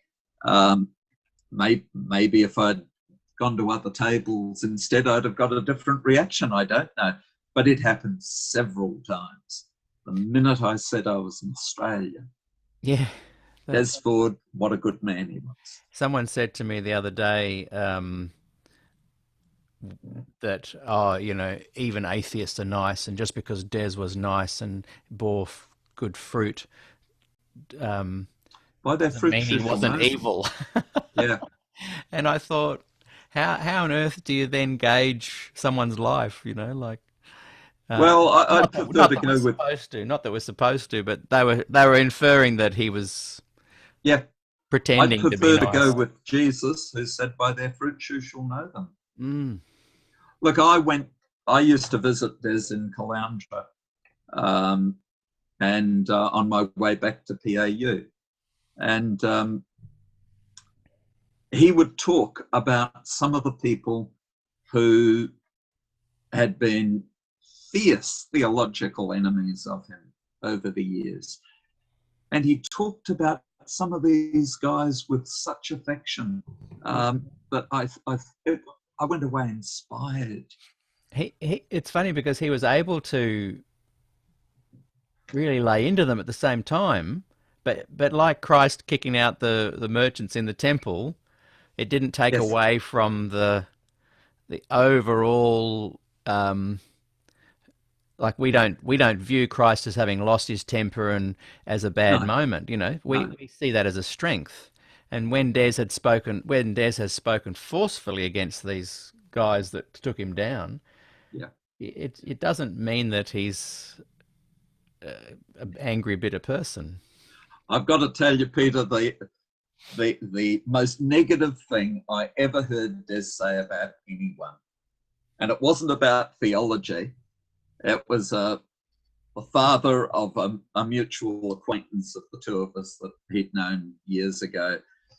And he said to me, "He was a bad man."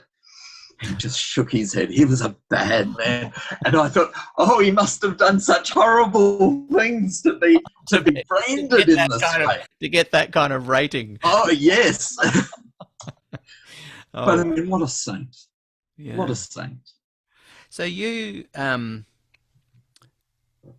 why didn't you leave? I can guess because you're an Adventist, you know, you want to Yes. stay, but did you feel like you wanted to bring about change within the church, to bring it back to what it was, Of course. to what you felt it was? The church had lost all of these good things. And if I could be part of stemming the rot, then I wanted to be there. In my teaching position, I always tried to paint Des as positively as I could. Anything I published, I managed to footnote him somewhere. You know, it was the tribute that I had to pay. And I get very cranky when I see Adventists publish and I see all sorts of obscure Adventist stuff. I'm talking Revelation, Daniel stuff, and the SDAQ&A committee series are published, and some of this other stuff. No sign of crisis or the Daniel commentary, and it annoys me. It annoys me. I thought it was the Soviets who unpersoned people. Yeah. But we've been pretty good at it sometimes. Yeah, it's almost by not talking about it, it rewrites history. Oh, yes. And it's a part of Adventism. That's why we talk about it. That's why That's it. it should be spoken of and remembered. Yes. It's important, even if it's just to remember how not to do something like that again. Yes. But humans are very good at not repeating history, aren't they? Oh, very good. They say if you don't study history, you have to repeat it. If you do study it, you're no better off because you're watching while the other people repeat it. So, yeah. So when you have felt the emotional impact of Glacier View, as you've said, it was a defining moment in your life. Yes. How have you dealt with those feelings? Oh, Peter.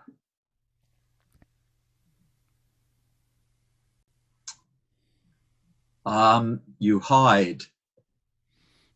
You hide. I think that's the answer to it. I mean, the worst of it was over by the time I went to PNG. So it's not that I ran away to the islands and hid there. But you don't entrust yourself to people. You don't. You walk around on tiptoes, just making sure that you haven't left the door open. Did you have a circle of friends that you felt you could confide in and be yourself around? To some extent, particularly in South Queensland, because we tended to come in together. And I mentioned before the minister that had ministered to me when I was a teenager. He was a minister in South Queensland when I was called there, and the whole time I was there. And there was a little group of us in central Queensland. The conference set up a district director system. We got called into Rockhampton once a month to have little meetings and get straightened out again, make sure that we were on the straight and narrow. I think out of the 6 of us, 2 survived in ministry, and a 3rd one came back after a stint out. Not that they left in Queensland, but they left eventually. And not that they necessarily left over the Ford issue, but the thinning out process was pretty intense. I remember one day they the guy in charge, our district director, said to us, "Well, what's the theological heart of Adventism?" It's going to be sanctuary again. You know where this is going. So a couple of us took the lead and talked about the state of man, state of the dead, and that was it. And we made sure the whole time together we talked about state of the dead, because we just didn't want to go on to these controversial things again. And we got to the end of it. He said, "Well, I really wanted to talk about the sanctuary." And yes, thank you. We know. But it wasn't that we didn't know these things. What was the point banging us over the head again? It wasn't that we were doing bad jobs as ministers. I'm not sure what they were trying to achieve. I hear you. If the sanctuary is now the central pillar that Ellen White was referring to in true essence, what is the sanctuary? What is that pillar? Well, look, the sanctuary... Now that you've just said you didn't want to talk about it with those guys, can I get you to talk about it with me? The sanctuary is all about sacrifice of the lamb. It's about the price of sins being paid. But how is that unique to Adventism? Well, it was already there at the atonement and the Bible. That's exactly right. So how is it the pillar of Adventism? Adventists have spent far more time than most other Christians talking about the priesthood of Jesus. priesthood of Christ in the heavenly sanctuary. And it's the priesthood of Christ that makes the atonement at the cross present and available to us today.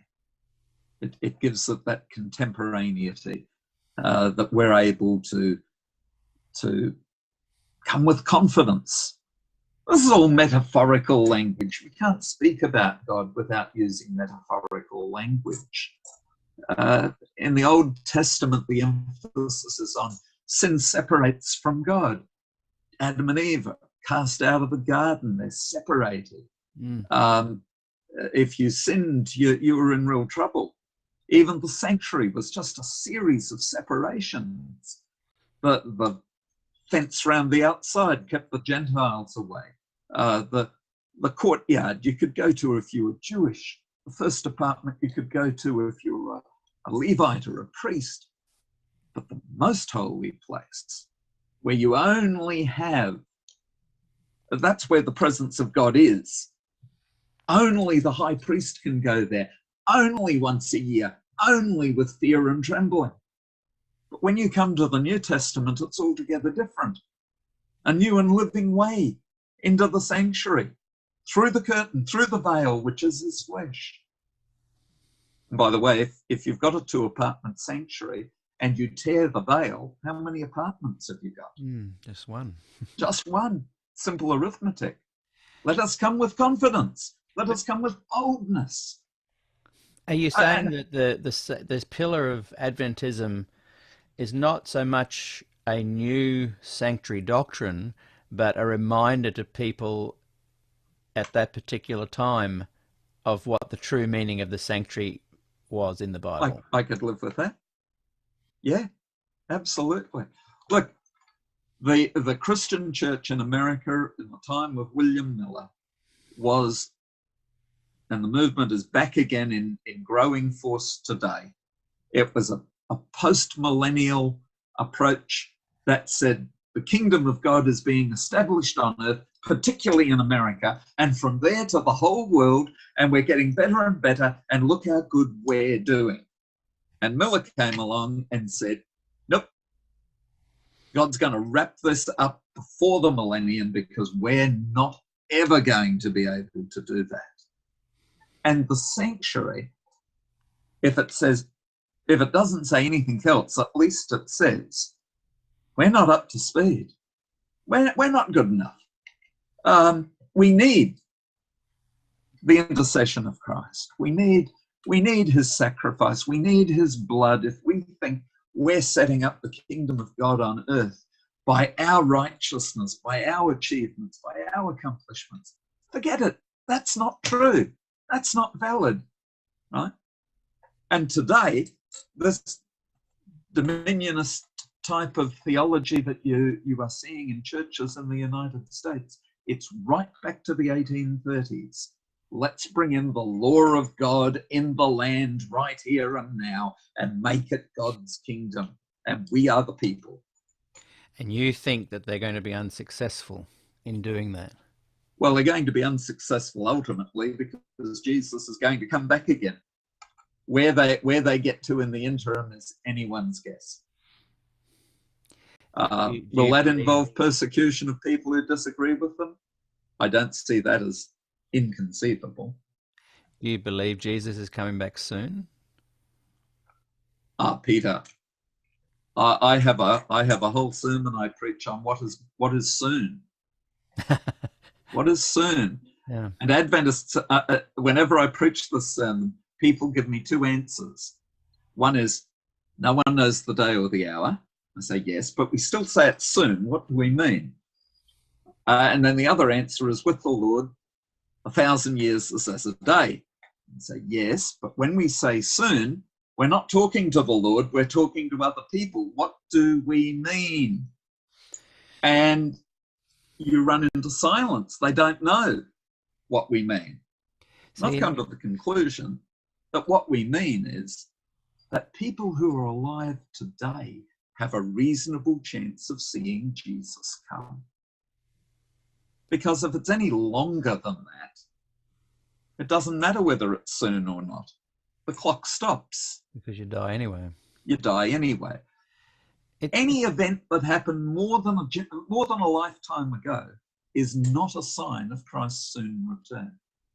It seems that the interpretation that Ellen White and the pioneers had, you're saying, was an important mission, because the sanctuary, the true nature of the biblical sanctuary, was revealed to the earth, and a better understanding of soon was introduced to the people on the planet.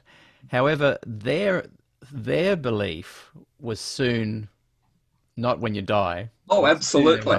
And their belief wasn't that the sanctuary had been specifically restored in the way you say. No. So they kind of got it wrong. When your daughter was born, Peter, I'm sure you looked at her and thought, this is wonderful, I've got this perfect little baby. If she hadn't grown and developed in the intervening years, you wouldn't be looking at her and saying, oh, I've got this perfect little 5 or 6 year old, or however old she is. You'd be saying, this is a tragedy. This child that I was given has not developed. And there are people who want the church to be developmental. But I would have had that awareness, though. I would have gone, oh, I've realized that I got my position wrong. It doesn't appear that they died thinking they got it wrong. Well, Ellen White certainly believed that the second coming was delayed more than she expected. Why? And that, again, I think that's more important than when the second coming happened. He thought it was delayed because people weren't doing enough to be ready. Well, she said that if they'd accepted the 1888 message, the Lord would have come by this. Yeah. I find that one of the hardest statements that she's ever made.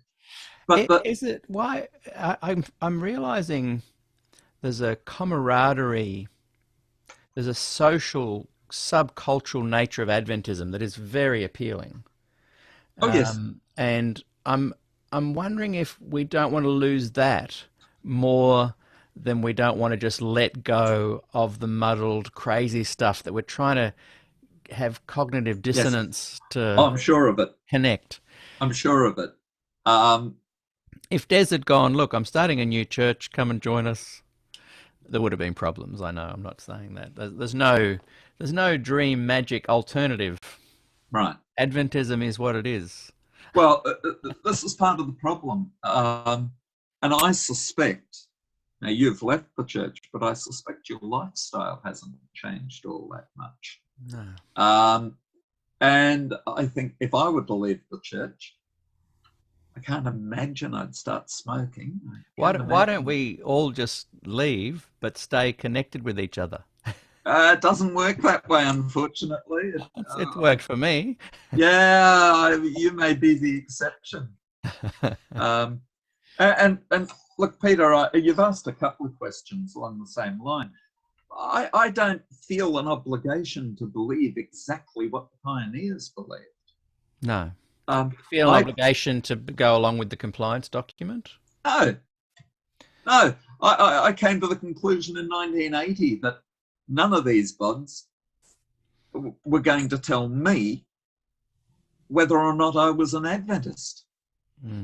They could decide whether to employ me or not, but they weren't going to tell me whether or not I was an Adventist. That was my decision to make. And I made it. But, you know, I think the pioneers did remarkably well, given that they had no theological education to speak of. And did they get things wrong? Yeah. I don't know that they did at the essence as much as at the periphery. And we need to be able to recast. Some of these theological themes are important. You know, Adventism at its essence says God expects that even his children will live morally respectable lives, morally responsible lives. Not perfect. I'm no perfectionist. No. Well, I am. I'm perfect in Christ, but only in that sense. Does that mean I'm free to do whatever I like? No. God expects his children, who after all bear his name. Mm. And their moral irresponsibility reflects on what people think about God. You know? Well, I'm happy to say, yes, that's right. We should live morally responsibly. That's always been at the heart, or very close to the heart of Adventism. So often we've gone over the line and become legalists and self-righteous and perfectionists. No, I don't want to go there. Mm. But let's not toss the baby out with the bathwater. Mm. You can see I can get passionate about some theological things. I love it. Peter. I love it. As a young boy with Dad being a lecturer on campus, I'd wander around thinking this is a great vibe. Everyone was after church huddled in conversation, and there was a lot of, even as a young boy, I knew that it was about theology and Bible and robust, but everyone, broke bread together. And so when I kind of then came of age to be a part of it, it had gone. Yes, that's tragic. Mm. It's tragic. My generation was the ignored generation. Yes. We literally came into the 80s with nothing going on. We had to kind of make our own thing happen. And I remember someone showing me a fax that was sent around in the early 80s to all the churches, sent by the division or union or one of the, might have been Sydney Conference maybe. And it said that both George Burnside and Des Ford were not to be invited to speak at churches in Australia. Yeah. Wow, this cuts off the debate, doesn't it? Yes. Look, I grew up in a church where there was vigorous debate. Mm. Someone came with me from college home one year and came to prayer meeting and said, I've seen board meetings that are more peaceful than your prayer meeting. It was vigorous. Yeah. And that was a good thing. Mm. That was a good thing. Truth was being treated seriously. Pioneers would have appreciated it. It seems to this day that you just can't. The downside of the Ford Glacier View thing ultimately is that many incredible creative people left or were booted out, and it's created an environment where people above a certain pay grade are not allowed to speak freely. And Yes. so the people underneath go, oh, well, let's stop fighting and just get on with life and make Adventism real for them in whatever way they deem fit. Theology has But been still made right, toxic and percolating right above them. That's why I think it's an important conversation, because percolating above all the nice Adventism and it's all about Jesus and let's focus on this and all that good hippie Jesus stuff. What they don't realize is that percolating right above them is a whole bunch of people that cannot speak truly or authentically. Yeah. And that worries me. Indeed. You see, Peter, I of course suspect that you're lonely out there as an ex-Adventist, and you've invited some of us along to talk to you openly so that you'll have more company when we're ex-Adventists when they catch up with us. I'm creating a space for Ted Wilson's 2020 induction into the presidency, where you can all go, oh, I didn't see that coming. Where's Pete? Hey, it's interesting watching the monitor. I've never seen so much discussion going on during one of the interviews. That's a worry. Possibly to the point where they've stopped even listening to what we're saying. But the beautiful thing about social media is that people can watch back, people can enter into the discussions. There's been some fascinating discussions going You on. say the dangerous thing. Yes. Yes, people are discussing. I'm having trouble getting more conservative people to come and speak, but if anyone's watching, please, I'm not going to bite. I just want to hear your voice as well. I want all thoughts. I want people to come on and say, "Look, we're so glad Des Ford was given the boot." I Yeah. want to hear about that. I'm not going to try and shut people down that say that. Well, So, I was interested in your interview with Lloyd Grolleman the other day. yeah. I've only had very limited contact with Lloyd. He came across less extreme than I was expecting. I was thinking his sanctuary is new theology. Yeah, yeah. To some extent, Des won. The church moved, and part of it is just the passing of the years. The old warriors who fought him down at Glacier View are gone, and 40 years later, there are people saying, well, what does it matter? But you've got Neil Wilson, Ted Wilson. Ted Wilson, yeah. People have I know. replaced. The ones I that have know. gone have been replaced. And Yeah, they're powerful, they've got money, they're focused, they're a movement, they're cohesive. They've got a TV station called 3ABN. Peter, I do look at, it's 40 years since Glacier View. I look at some of these things you're talking about, and I look at what was happening 40 years after the crucifixion of Christ. That was the fall of Jerusalem. And I go, oh boy. Interesting. Yes. So, but there are signs of hope. Yes, yeah.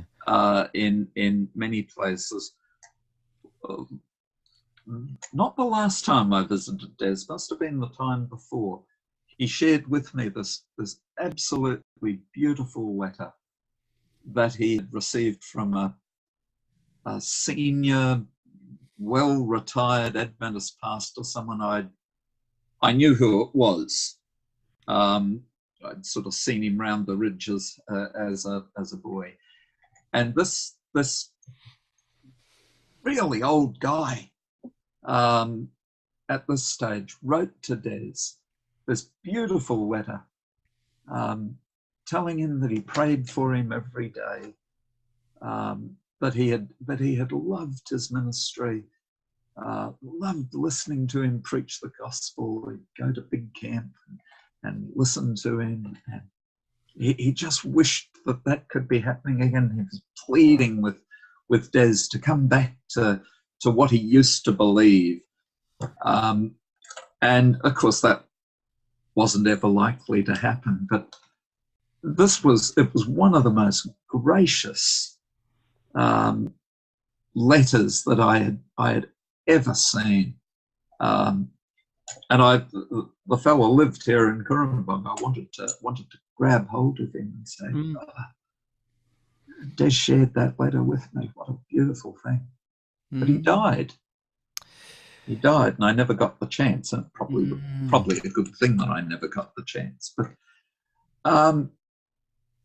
in the demographic of Adventism that I tiptoe around most cautiously,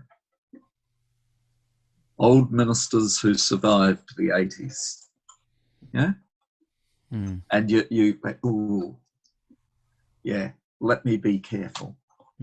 Here was this guy who was just so loving and gracious and genuine in his affection and his love for Des. I think the church needs to apologise to Des and his family. Absolutely. I call for a petition to send emails to the SPD. Even at the very least, the SPD should apologise, not for what they've done wrong currently, necessarily, apart from getting his memorial shifted off campus. But That was shameful. yeah, there's an That was apology shameful. due here, and I hope in Jill's lifetime she hears an apology for the disgusting way Des was treated.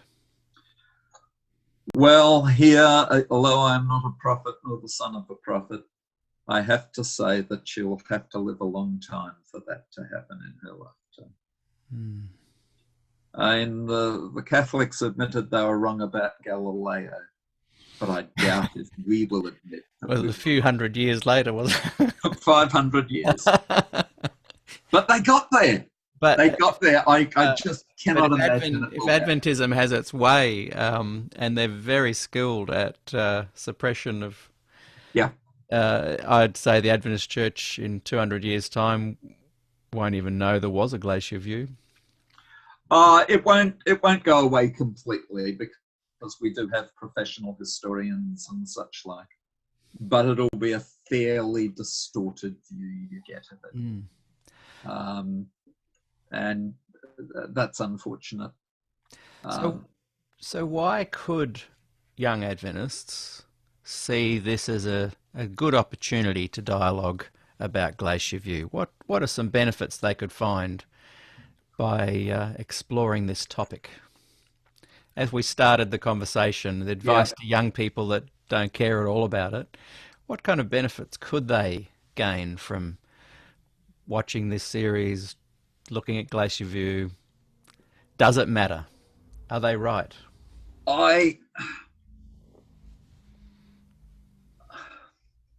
It's just such a hard question, Peter.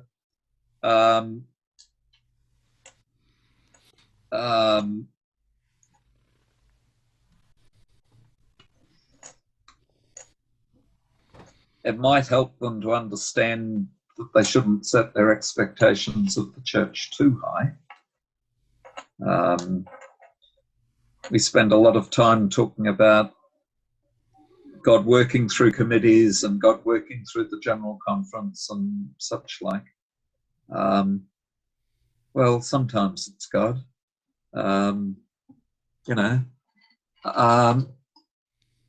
The church is a human organization. It's fallible. And maybe we need to acknowledge that a little bit more, and maybe that's one of the benefits.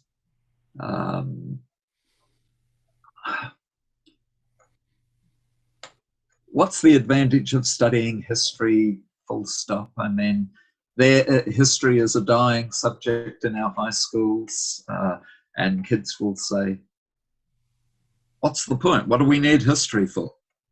Give us our Bachelor of Computing degree and we'll, can't make a living out of being a historian. So Glacier View is a long time ago. Yeah. My kids weren't born, and you talk about young people, I still go straight to my kids, and they're middle-aged these days.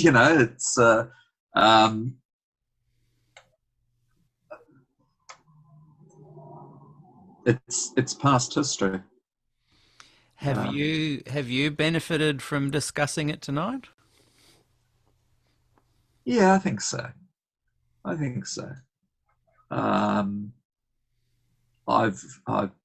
There is part of me that says, "Oh, gee, I wonder if I've said too much. This will be out on the internet forever and ever and ever.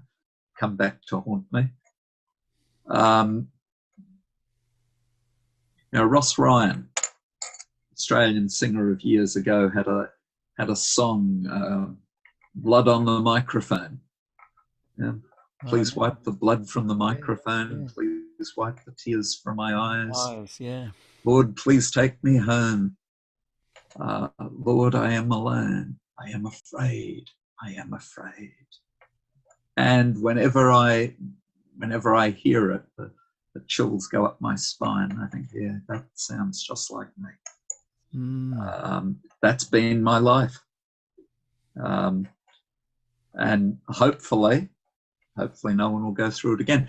The bad news is that no one they're not likely to rediscover the gospel the way we discovered the gospel through Des's ministry.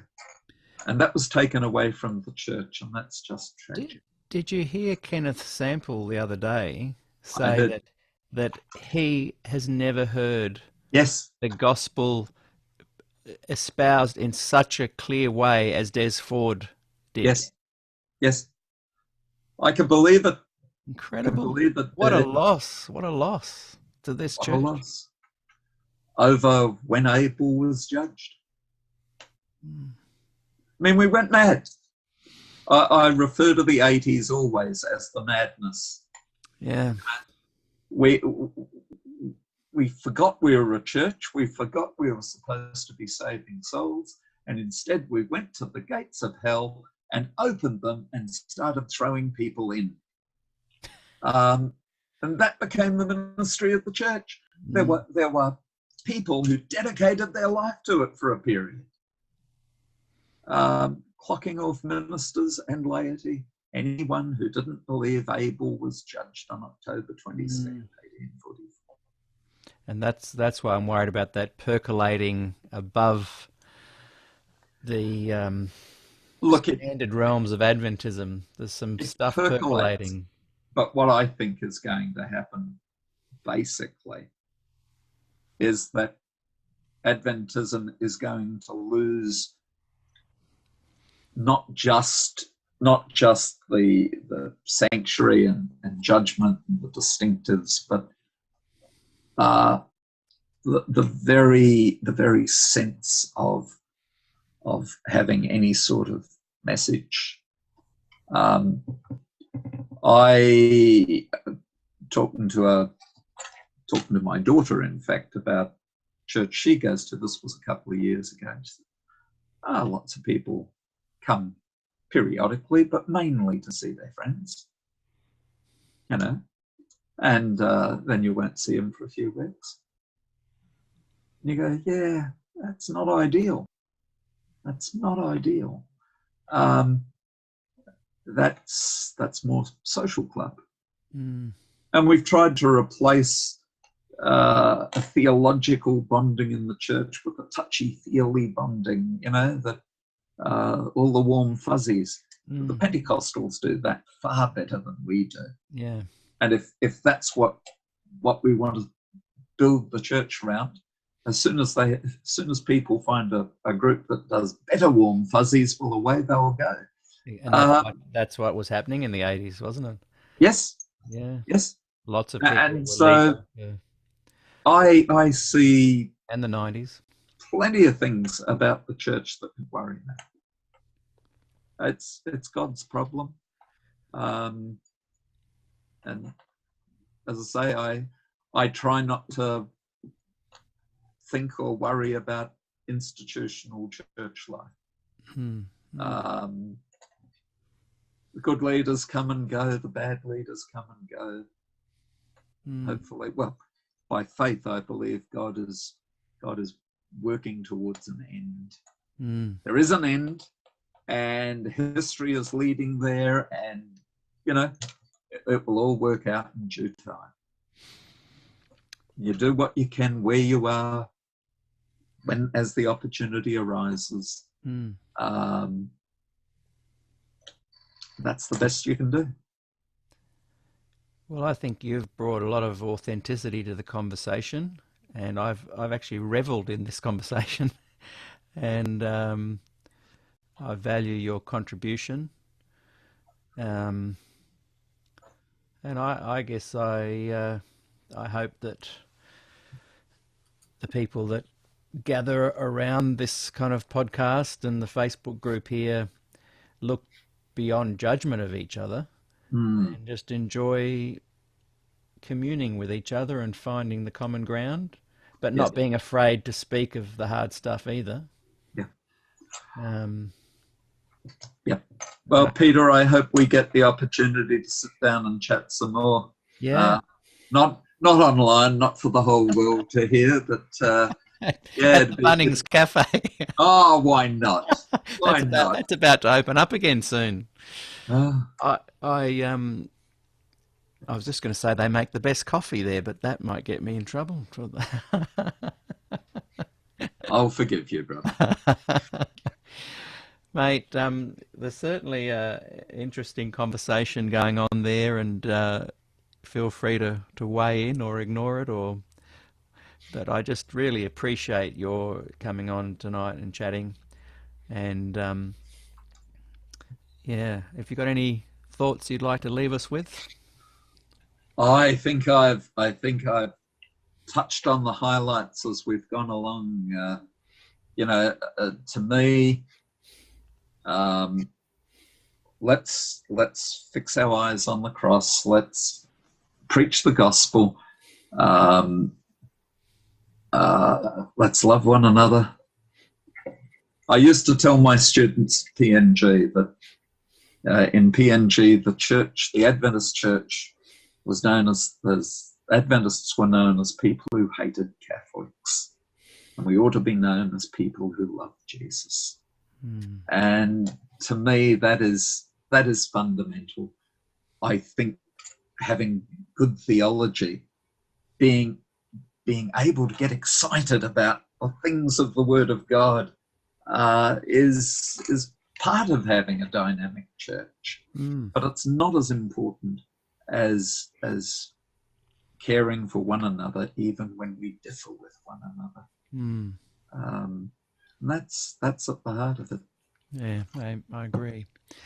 One thing I like to do now, just kind of think I started it the last program, if people that are watching could just hit those love hearts as a sign of applause, because it's just us chatting in a Zoom room, and we'd love to know you're there, and we'd just invite you just to tap away on the love hearts and the like buttons if you'd like to thank David Thiele for joining us tonight. And I've really enjoyed it. And just a quick plug for Irish Yob. She'll be here chatting on Thursday at 10 a.m. You might be interested in that will be interesting. That one. And just once again, my heartfelt gratitude to those who have been helping me with some financial contributions to this. I'm spending probably 20 hours a week on it, and I feel like we're creating an important document. So I just want to say thank you, because I'm not able to really individually thank people so much as I'd like. David Thiele, thank you so much. Thanks for having me, Peter. I'm looking forward to the cafe at Bunnings next week or the week after. Oh, no worries. Let's do it. Yeah, why not? We'll see you later. Thanks, Peter. And now we are back in 2025, and we're going to have a short 5-minute break, and then come back and get your thoughts. David, how much more time have we got you? Yeah, I know you've got to head off to an appointment. I've still got a little bit of time. Awesome. That's great. So, and people were asking questions and making comments and wondering why I wasn't bringing them onto the screen as I normally do in an interview.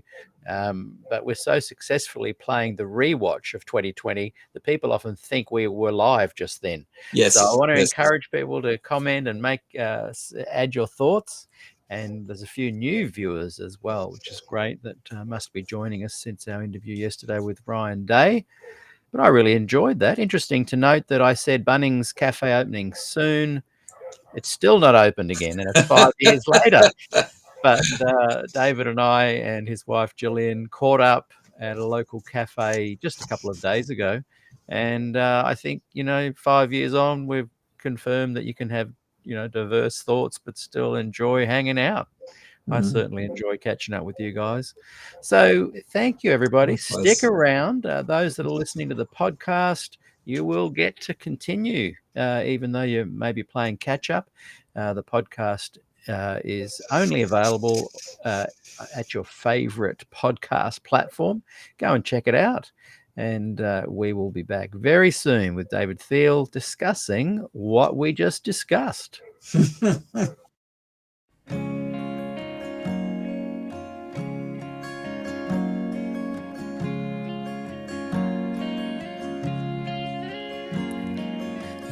love me so much more than I could ever know.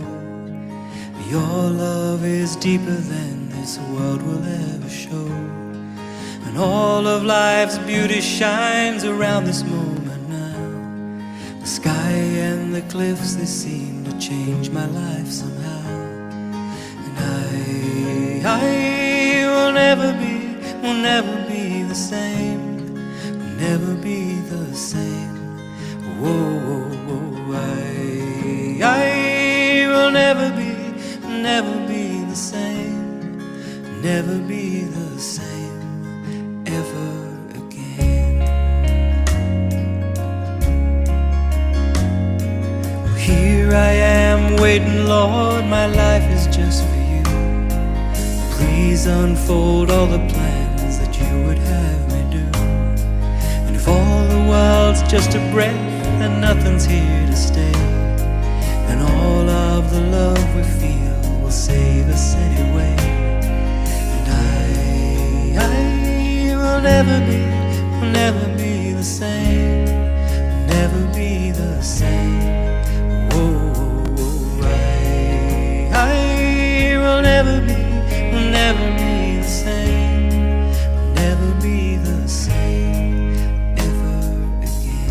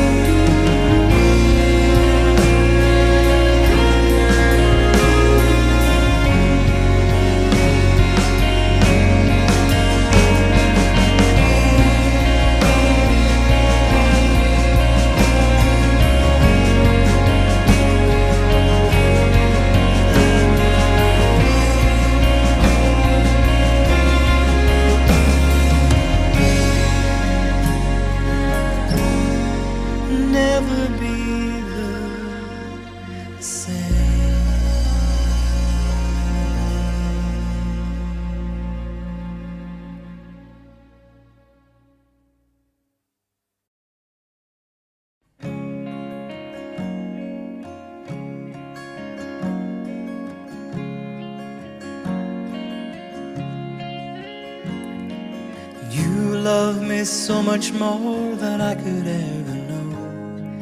Your love is deeper than this world will ever show.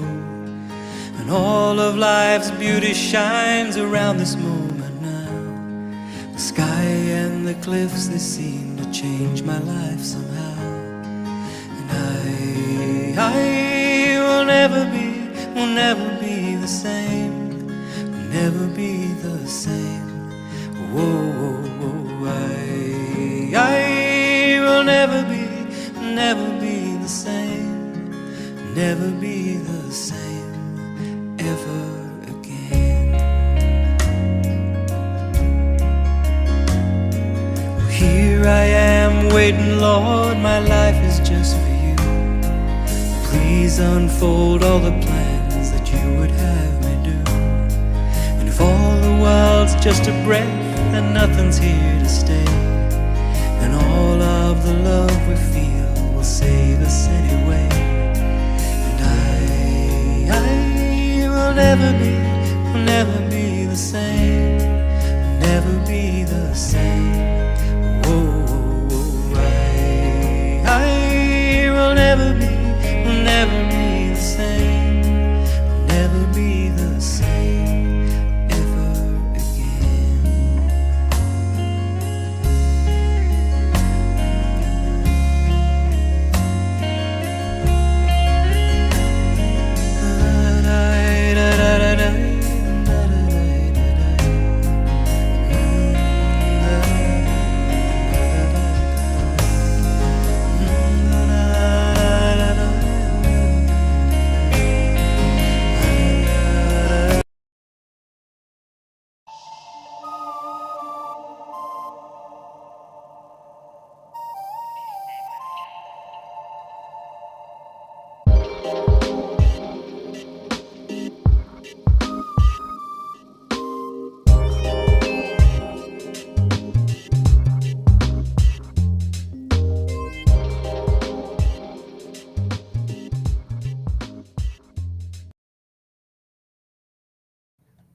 And welcome back to our conversation with Dr. David Thiele.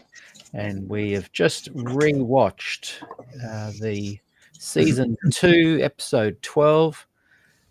I really enjoyed that, David. I'm smarter than I thought I was. I asked some great questions. I'm really enjoying watching these reruns because, you know, they're 5 years ago. A lot of them I didn't watch again. I just did them, and then I was doing 2 or 3 a week during lockdown. Right.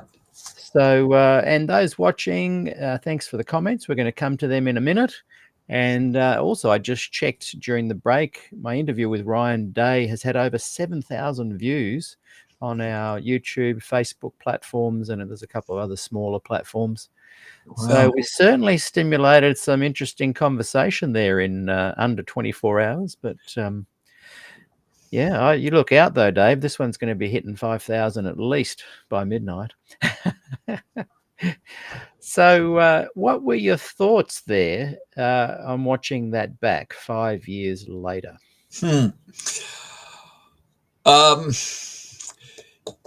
Yeah, it's interesting to reflect back on it.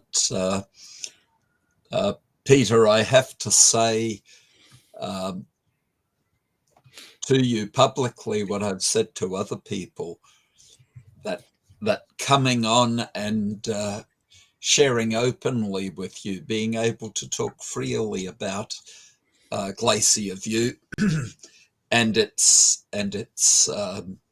impact on me at the time lifted a tremendous burden from me, and I am personally very grateful for your efforts here in this series, because Thank you, David. It made a real difference to me. That people talk about closure, maybe that's the word I'm looking for. I was finally able to take this burden and put it aside. And thank you. That was very much in my mind as I looked back over this 5 years later. Yeah, I really appreciate hearing that from you, because it makes a lot of the criticism and pushback I get for doing SDAQ&A more meaningful, and gives me a sense of purpose, because we're literally opening up dialogue in the hope that wounds can be healed and certain issues can be addressed to avoid these things happening again. As you said, I think at lunch the other day, that this kind of stuff keeps rearing its head every 5 to 15 years or whatever, and it still percolates there. And I sensed in this conversation today, and the things you were talking about, it reminded me of this kind of Adventism that had to walk around on tiptoes. Yes. And sadly, I feel that they still do. And when you said at the start of our interview that, you know, the primary role in many ways of an individual at that time was to survive. Yeah. And there's a certain level of tiptoeing that that the group that was you were a part of had to do. And I find that really sad, because essentially the theology that you guys represented, which people say is the Des Ford theology or whatever, really he was just the lightning rod of a moment in time that had been building for decades. And the church essentially in the 50s wanted to come across as more of a Sabbatarian evangelical kind of movement. And in trying to do so, they succeeded in bringing a lot more people into the church. From 1957 to the early 80s, the church went from 1 million members to 4 million members. And I dare say a lot of the new members came in because they were embracing the new theology. Yes. And I think, and I've said in my Ross Cole interview, I've always been on the fence. Like, do you guys have a valid claim to Adventism? And you all speak very strongly about, hey, don't tell me what my Adventism is. And I think in the privacy of your own homes and in smaller groups and your local churches, you are able to enjoy that kind of Adventism. But isn't it sad that this tiptoeing continues? And people will say, well, don't categorize me and don't put me in a box. But the people who feel they can't come on the show because they'll get into trouble are demonstrating that this tiptoeing is alive and well. Yes. What are your thoughts on those comments that I've made just then? This notion that the tiptoeing generation is still having to tiptoe. It's very difficult for me to comment on contemporary Adventism in Australia, having spent most of my working life in PNG, and knowing, quite frankly, very few of the contemporary Adventist workers and ministers. Most of those who were at college with me are my age or older, and have retired, in the best case scenario, or have left ministry long ago. So I don't have a lot of connection with the church in Australia today and the experience of ministers in Australia today. It may well be that after the initial push of the 1980s to bring the church back in line with traditional formulations, that I was needlessly in fear of what will happen if they find out. I first started publishing in Spectrum in the 1990s. I have published 5 or 6 articles in Spectrum dealing with Ellen White, dealing with the range of Adventist theology. How much pushback have I had from administration, from my bosses in PNG, from the division about any of those articles? The word is precisely nothing. So I can't help but feel if I'd said some of the things I say in them in the 1980s, it would have been a different outcome. But even if that is so, It wasn't so in the 90s, and it hasn't been so this century. You know, I can't answer your question more directly than that. Yeah, and I think my concerns only arose since Ted Wilson got back in, and observing that there was a sense of openness in the 90s that was totally different to the vibe we had in the 80s. The tiptoeing seemed to cease, and we could speak quite openly about our thoughts on on Des Ford and lots of topics. And I noticed with Jan Paulsen's leadership, I didn't agree with everything he said or whatever on policy or theology, but I felt that he was creating a group of people, a movement that was more accepting and big tent in structure, of Right. willingness to accept and become unified through diversity, whereas previously it felt it was unity through conformity. As that moment, I think 2015 in Antonio, where he was booed. He had already lost his position. Ted Wilson had been in, and that was a defining moment for me. Right. I didn't just leave because of the no vote. I left because of the disrespect he was given. I left because I noticed that people of any gender were being suppressed again if they spoke out. And I remember warning people at that time, 10 years ago, that this was going to get worse. And I was surprised at how many people said, no, you're wrong. Because 10 years later, I can pretty much say that now, if you wrote and you were an employed SDA pastor ordained, and you wrote what you have written in Spectrum, I doubt you'd be employed for very long. Like, for example, recently this year, Pastor Christopher Mindanao, a young pastor in the States, simply on a podcast like this, not an official church one, which is usually scripted, but he was asked, do you believe, what do you believe the seal of God is?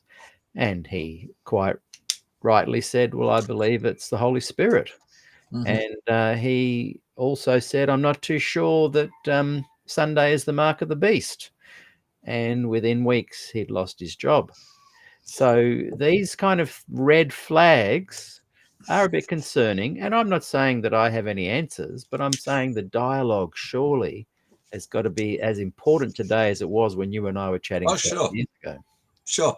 I have to say, Peter, I am even less informed of what's happening in the church in America than I am about what's happening in the church in Australia. The church in America is a very different beast in lots of ways. And I'm sure that there are regional differences in Australia, in America, that are quite perhaps more important than regional differences in Australia. Churches in California may be quite different from churches in Alabama.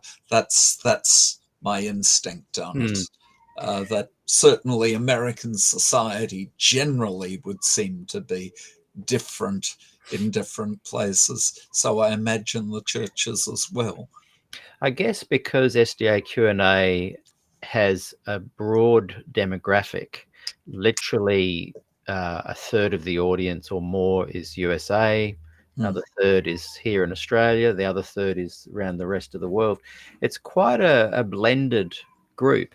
And what I find that is the same across all of that demographic is a fear to speak one's personal beliefs if employed by the church anywhere in the world.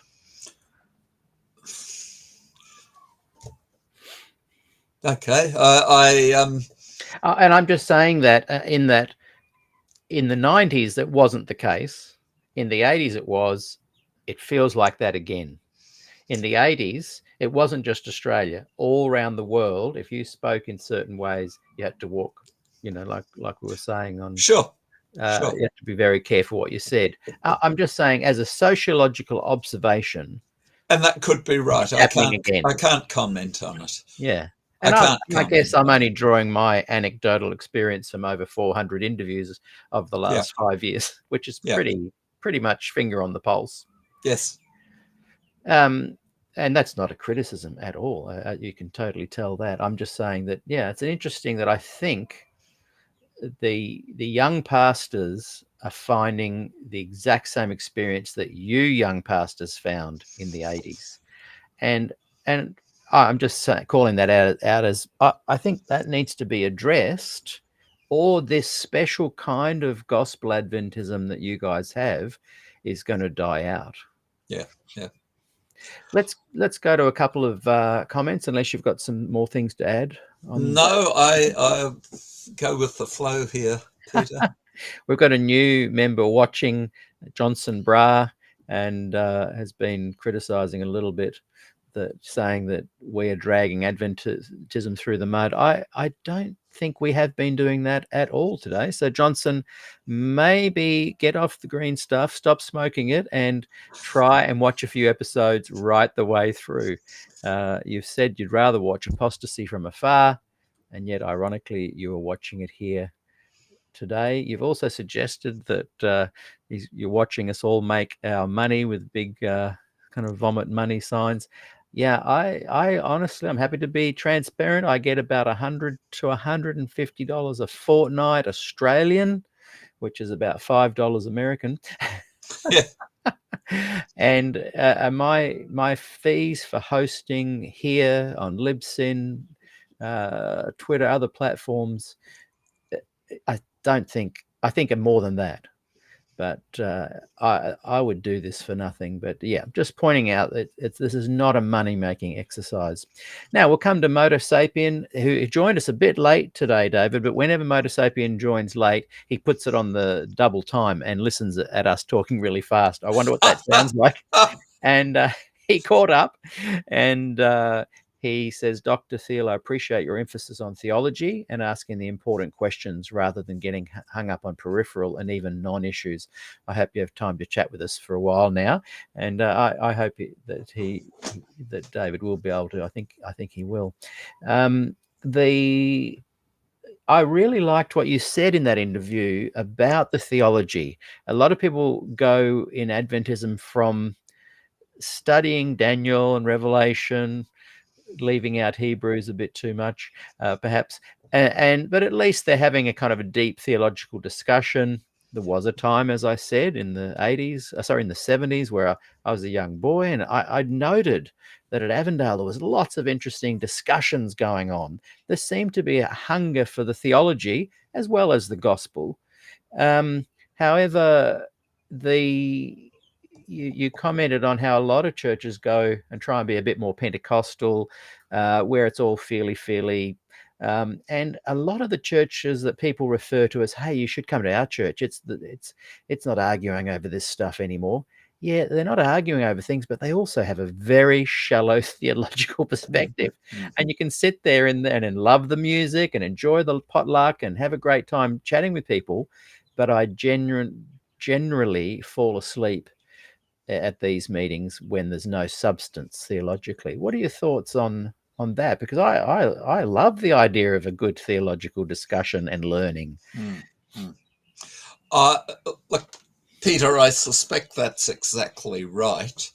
I very rarely hear other Adventists preach. I'm preaching myself most weeks. And on several occasions when I'm not preaching, I'm involved in an online Sabbath school that tends to go so long that getting to church is not a possibility. So I thrive on theological discussion. Only when it stays at a civilized level. Once it degenerates into name calling and accusations and ad hominem attacks, I'm not interested. I can't be bothered with that kind of stuff. Yeah. So, but when I was in PNG, we would come home on holidays at year end and go to a variety of Adventist churches. I very rarely heard a good theologically meaty sermon, and it distressed me. Yeah. It may have been that all the good preachers were away on holidays when I was around, and we were getting the dregs. But good preaching is not necessarily only done by theology graduates. No, not at all. One of the best preachers I ever heard, I caught up with in Townsville on 2 year-end holidays. Traveling through, I stopped at Townsville and went to church, and the same man was preaching both times. And as a preacher, he was simply first rate. I think he might have been a sanitarium manager or something like that, but not a minister, not trained in theology, but just a gifted preacher. And I don't see how the church thrives without good biblical preaching. People hunger for it. If they don't get it, they hunger for it and look for it elsewhere. Yeah. And this is a problem that should concern us. Yeah. And like you say, it's not. We're not trying to offend anyone in the pew either. It's not that people are shallow. There is a deep desire for people to have some meaty substance, and it can be from anybody that can share that. It doesn't have to be an academic, a scholar, or a theologian. And I absolutely love our. It's Thursday 6 p.m. Pacific time and 11 a.m. Friday. A Good News Fellowship every week right here on the show. I just hunger for it every week, like I never did going to an Adventist church, unfortunately. So that's an issue, and I think it's good that we've raised it and talked about it. Johnson Bra says again, because I asked him to come on the show and share his beliefs, because really what I'm trying to do, Johnson, is be a little bit of a street epistemologist. I like to find out what you believe, why you believe, and can you defend it just for fun. I want to know what you believe. And Johnson says, how much are you going to pay me to come on? I will pay you 4 times as much as I'm paying David Thiele. There you go. Oh, that hardly seems fair, Peter. And Moto Sapien says, Dr. Thiele, I'm the type that fully rejects penal substitution because of the implications about God and the opposition it puts between the Father and the Son. Do you have an opinion on penal substitution? Yeah, okay.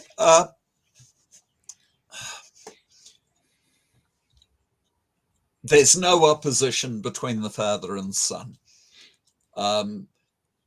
Any more than if you have a child and that child is sick, has a high fever, and is in bed, a parent doesn't get a good night's sleep that night.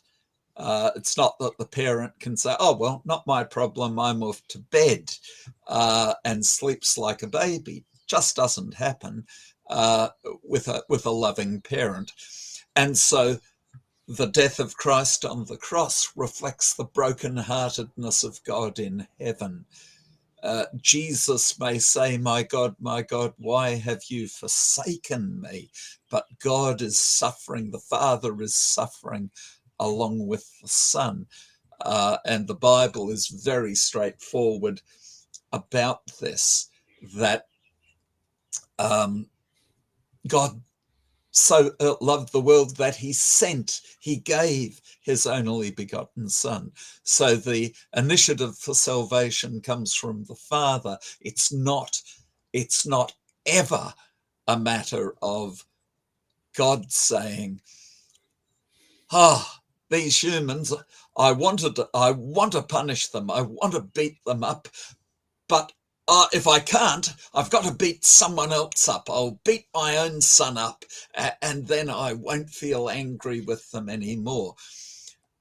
It's often people who want to talk about this will often say, was the cross necessary before God could love us? The answer is no. The cross is only possible because God loves us. I like the model that I was introduced to at college that says quite simply,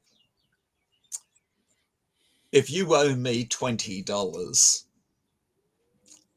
and I come to you and say, look, I forgive you that debt, forget about it. I don't want it back. You're free and easy. You've been forgiven. It has cost me $20. The $20 I lent you that I am now forgiving the debt, and you don't have to pay it back. I'm $20 worse off. If the wages of sin is death, then when God forgives that debt, it costs God his life in the person of the Son. The death of Christ on the cross is the act of forgiveness. And this is the heart of it to me. Now, we should recognize, and I think Leon Morris and the other people who say, who support penal substitution, they say, well, you know, unless there's some penal approach to it, why is forgiveness necessary? And there is a point. An offense has been committed against God that requires forgiveness if it's to be solved. But that's not the same thing as the traditional penal substitution approach that will pit father against son. The Bible doesn't give us a direct model of the atonement. It uses a number of models of salvation. It talks about justification. It talks about being born again. It talks about sacrifice. It talks about ransom. There's a whole range of metaphors the Bible uses. At the end of the day, whatever we say will be our attempts to pull from the Bible something that is trying to express in our terminology what these metaphors mean. And I don't think any of these attempts will likely be adequate. God is beyond capturing in our intellect or our imagination. And so whatever we do, even when we do our best, we won't fully capture the picture there. But what I would say most definitely, God is not in opposition to Jesus. And the picture we sometimes have in the judgment, even Ellen White uses this metaphor, and I think it's a poor metaphor, of the Son pleading his blood before the Father. Now, it's important to recognize it is a metaphor. It's not meant to be taken literally, but there's elements in that metaphor that I go, oh, I'm just so uncomfortable with that. Let me leave it there. I'm beginning to No, ramble. So not at all. There you go, Moto Sapien. That's the best answer you've had on that question. I know you've asked it many times of my guests, and I think, what do you think, Moto Sapien? How did you feel about Dr. David Thiele's answer there? Thanks for that, David. That was a beauty. Dale Hutchings has asked, and it's good to see you, Dale.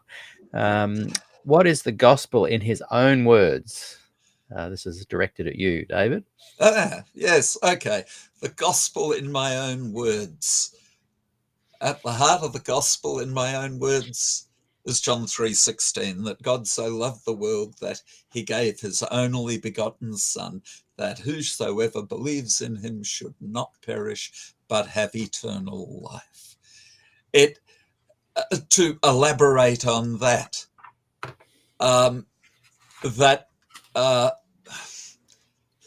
so I'll tell you what, Peter, I find the questions down the side of the screen so distracting sometimes. I've just about completely lost my thought there. Yes, try and ignore them. Yes. To elaborate on John 3:16, the human problem is one of sin and alienation from God. We because Adam and Eve have chosen to align with Satan. They have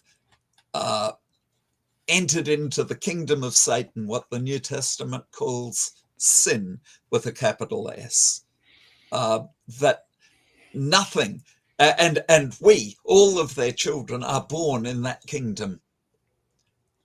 Nothing we can do, no amount of law keeping, no amount of morality, no amount of obedience can get us back into the kingdom of God.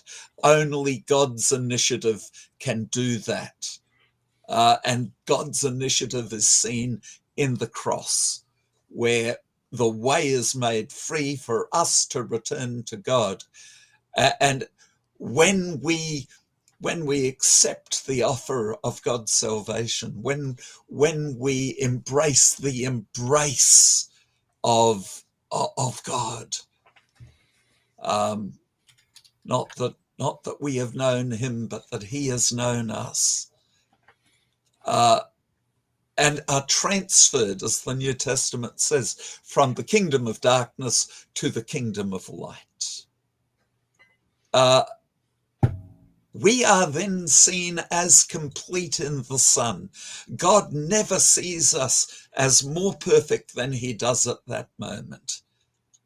He does not see grace and grace. He does not see growth and advancement because he sees us clothed in the righteousness of Christ. Now, those living around us may well see growth and advancement. They will certainly see change in our life as the values of the kingdom of God become the values of our life. But, even the idea of growth, which is so popular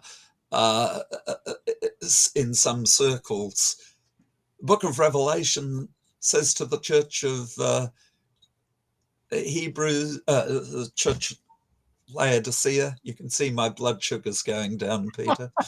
The church of Laodicea, remember what you were in the beginning. Strengthen the things that remain. And the way we go on is by going back, right? The analogy of marriage enrichment is very valid. Your marriage is in trouble. How do you strengthen it? Well, do the things you did when you were courting, when you were dating, when you were trying to win your spouse over to you in the first place. Do that. Well, how do we grow in grace? How do we grow as Christians? By going back to the cross, by remembering what God has done for us, by remembering his love is even for me. And that has an effect on your life. Des used to say, quoting Ellen White, that the cross was the highest place on earth a sinner could reach. And Des used to add, what is sanctification? It is kneeling lower at the cross. And so, again, I'm going on. You've asked me about the gospel. I can get enthusiastic, but that in roughly a nutshell is what I'm saying. Yeah, the gospel is. And you've convinced quite a difficult audience. Andy Mack says, "I love it. I'm happy with that as the gospel." And Angela Lima says, "Andy, me too. No mention of the three." The three angels' messages. Motor Sapien has said, "Peter, I like this David Thiele." Have you? I like you too. I think you're about to get an invite to come on our Good News Fellowship in a couple of weeks. And it's just a gospel program minus the filter of Adventism. Okay. Just asking on behalf of Moto Sapien, he loves Graham Maxwell. Did you ever absorb any of his content? Look, I have a very close friend who my son is named after, in fact, and he's a Graham Maxwell man. He's given me every Graham Maxwell book that he had in his possession, multiple copies of, and I already had one. I have to say that at this stage, I've dipped into one, but I've not made a deep study of Graham Maxwell at all. I'd be interested if you did read a little bit and give us some thoughts. Moto Sapien is a huge fan, and maybe you should put Moto Sapien and this other guy in touch with each other. I've been encouraging them to set up a website that actually heralds the Maxwell teachings from on high. Well, sadly, I can't put Moto Sapien in touch with my friend unless he's a spiritualist. He was killed in a car accident that is a year or two ago. It's a great shame. Moto Sapien asks just about the penal substitution. Dr. Thiele, I love your answer about the penal substitution so far and agree it's a metaphor. And there's a little follow-up to this, so I'll just read the couple of posts. Do you think that God is handcuffed by a sense of justice? And he adds, I put sin as rebellion from God's ways, and the death of Jesus showed us that God isn't preoccupied with our legal standing. Jesus never says anything about it, but instead on being at one with him, back into harmony with him. What are your thoughts on those thoughts? The atonement. The atonement is something that, as the church has traveled through time, they have, or the church generally, let's say we, church has endeavored to express this in terms that were meaningful to itself at their time. So the metaphor had to have currency. So in the very earliest time, the church fathers picked up the idea from some texts in the New Testament that Jesus himself said that he came not to serve, but to be served and give his life as a ransom for men. And so the ransom theory of the atonement was the dominant theory for quite a while. Who was the ransom paid to? Well, obviously it must have been paid to the devil. And then what was the ransom? The ransom was the death of Christ. And Christ's life was given over to the devil. He locked him in the grave, but God tricked him and raised him to life. And so the ransom was paid, but then God got it back again. And the church fathers loved this. Now, of course, that's an awful lot of development from a single line that I've come to give my life a ransom for many. Bible doesn't say who the ransom was paid to. Certainly doesn't say anything about God tricking the devil. But in the early centuries, this was a very, very popular view. Now, as history moves on, the church moves into the feudal period, the Middle Ages, where society was organized around the lord of the manor and the various the servants, the fiefs who worked the land. The lord of the manor was the key figure, and it was very important you didn't offend the lord, because if you did, he could deal with you. And when people in this context thought about the atonement, they thought about God as a cosmic lord of the manor, and how sin, Adam and Eve, had offended God's honor, and that had to be repaid. Appeasement had to be made for this offended honor. We're no longer in the medieval period. Today, more subjective views of the atonement that emphasize God's love are more dominant. Okay, what I want to say to this is we run the risk of dividing things in God because they're divided in us. We tend to find we can be merciful or we can be just. Very difficult for humans to be both. To be merciful and just. But God is not divided between mercy and justice. He's not schizophrenic in the sense of being sometimes merciful and sometimes just. He is always merciful and always just.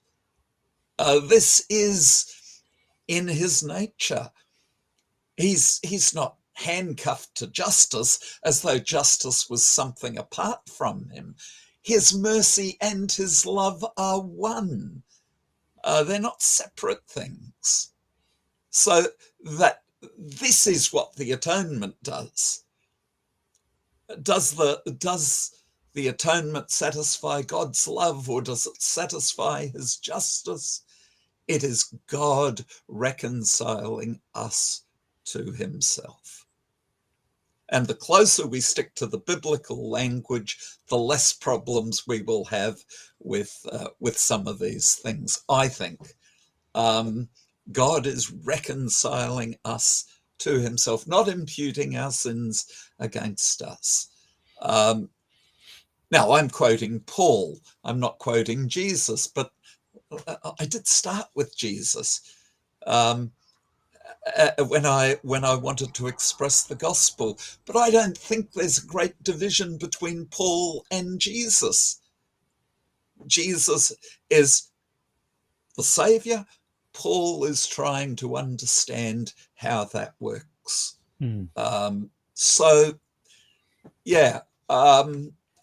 I don't think that answers your question, but it's the best you're going to get from me, I think. I think Moto Sapien is going to be chuffed with that, and I'm pretty sure he will be keen to ask more at a later stage. Angela Lima has asked partly what you said there, but also a little earlier. Did Adam and Eve know it was Satan, and did they know there was even such an angel?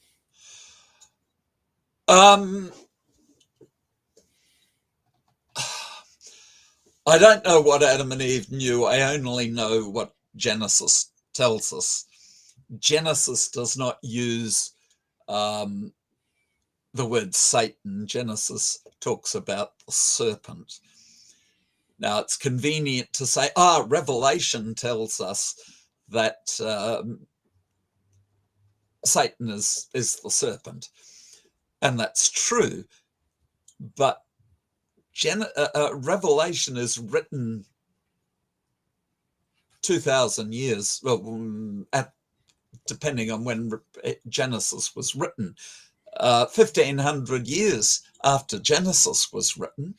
And if you believe in a short Earth chronology, a couple of thousand years after Adam and Eve lived.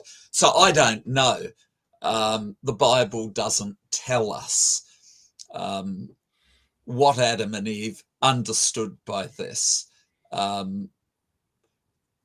But when we look back, when we reflect on the fall, we're not entering into Adam and Eve's head. We're reflecting on it from the perspective we have. And so when I say they entered the kingdom of Satan, that's in effect from our perspective. That's what they did. And Moto Sapien writes, Amen, God reconciling us to him. He adds that you'd probably enjoy Maxwell and recommended a couple of books there, Conversations about God, or Servants or Friends. Servants or Friends, I have read part of. Yeah. I have no idea. It's like so many books that I have. I read part of them and get distracted and never get back to them. It doesn't suggest it's a bad book or I wasn't enjoying it. I just put it down and read something else, and that was it. Maxwell is on my list, definitely. Yeah. And Moto Sapien, can't wait till you start your website that I can direct people to. MC says Malcolm's Sabbath school lessons at Walla Walla were the place to be in the late 70s. Malcolm's? Who are you meaning there? Are you meaning Graham's?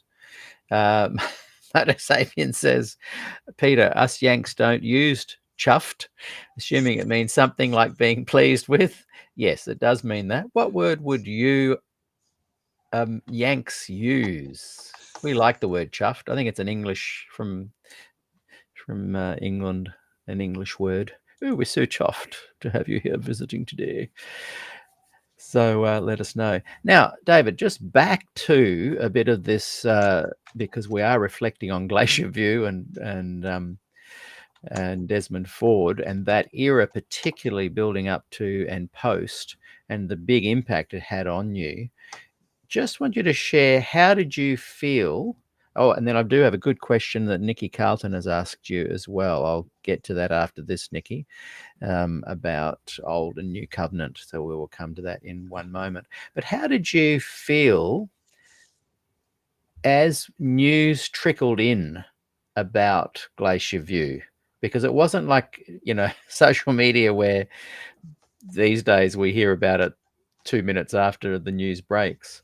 It would have been a few days, maybe. How did you feel? How soon after Glacier View did you start realizing what had gone down?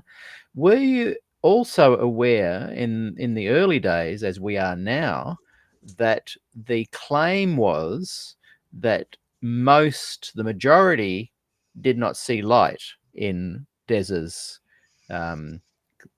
material? Were you aware that in actual fact the majority did? Like, how soon did you become aware that the consensus vote was a majority? Because the church, which ironically, 1984, Bill Johnson said at Glacier View, the majority did not see light, and then jump forward to 2020 in my interview, season 2, episode 1, he said the opposite. No, actually, we were very excited. The majority did see light in the consensus and agreement. So yeah, were you aware of that discrepancy early on? And just tell us a bit how you felt as as your stomach began to sink with the news that, wow, it might have been a kangaroo court. Peter, I was at Avondale as a final year student in 1980. So we had Arthur Furch and Norm Young, at least those two from college went to Glacier View. And so we heard news of Glacier View reasonably quickly and reasonably authoritatively from people who had been there. Did you discuss this with Norm Young that year after Glacier View? Because he was there. As we know. I discussed it with him in passing more than in detail. I've talked to him in more detail in the years since. Yeah.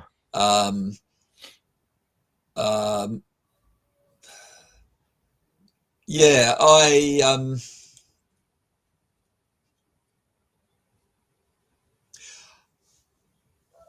I don't know that I ever focused on the mechanics of it, whether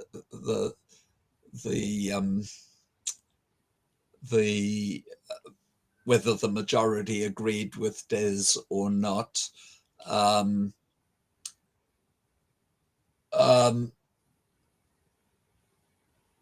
The interesting fact is Cottrell did a survey at the beginning and the end of the delegates, and he found at the end of Glacier View, the survey results indicated a shift towards a more traditional position. Now that shocked me when I found out, but that is true. Wow. And that may have to do with Cottrell's wording in his survey or any number of factors. I don't know. It's wow. Somewhere around I have an analysis of it, but it's probably one of those things in the 80s I got my hands on, and it was too painful to look at, so I just put it in the files. Well, if you come across it, let us know. I can do that. Yeah. So the pain that you felt, what was the source of that? It just seemed so needless. It seemed so needless. There was, in my opinion, there was nothing Des said that couldn't have been incorporated into Adventism. David Neff, who was a minister in, I think, Oregon, and left and went on to be the editor of Christianity Today eventually. Wow. Said in one of his reflections on it that he thought Des had done as good a job as could be done in expressing the Adventist essential points of view, the Adventist essential points in terms that were in harmony with modern biblical studies, and that if there was no room for Des in the church, then there was clearly no room for him in the church, and he left. It seemed to me that there was room for Des in the church. There should have been. That there was nothing he said theologically that mattered. No, that's the wrong word. That will be misunderstood. There's nothing that he said that dismantled the system. Yeah, okay. And mattered in that sense of the word. But this was not the position that was taken, and the sheer tragedy of that overwhelmed me. And the fact that out of that came the loss of creative and dedicated ministers, the loss of interest in theology, the loss of going forward. Yeah, that's a tragedy. That is the tragedy. Yeah, that is the tragedy for sure. Now, Peter, I need to leave here, I think, no later than 3 o'clock. No worries. I have to as well. I'm picking up Renee from school, so Yep. we can definitely wrap it up then. This it was interesting. Gillian Ford reposted the Pearson letter to Glacier View that was read out some point early in the week, I think, and it was quite. Oh, what's the word for it? I can't think of a word, but I was quite taken aback at the wording, how strong it was, and how Des seemed to be undermining the authority of Ellen G. White. And to be honest, in many ways, he was. If you claim that the IJ is wrong and the dates don't add up, when she in vision said, God has told me the dates do add up, I can see how that could cause a problem in the Adventist Church. Right. And as was revealed in 2015, when the church released, I'm just trying to find it, this reaffirmation of Ellen White's authority.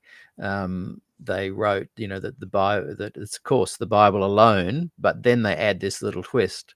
Rather than replacing the Bible, they uplift Scripture and correct inaccurate interpretations of it derived from tradition, human reason, and personal experience and modern culture. And that then, I think, firmly places Ellen back into a position that Pearson and Neil Wilson wanted, that M.L. Andreessen had been fighting for. And they saw Des as a real threat. And maybe he was to traditional Adventism.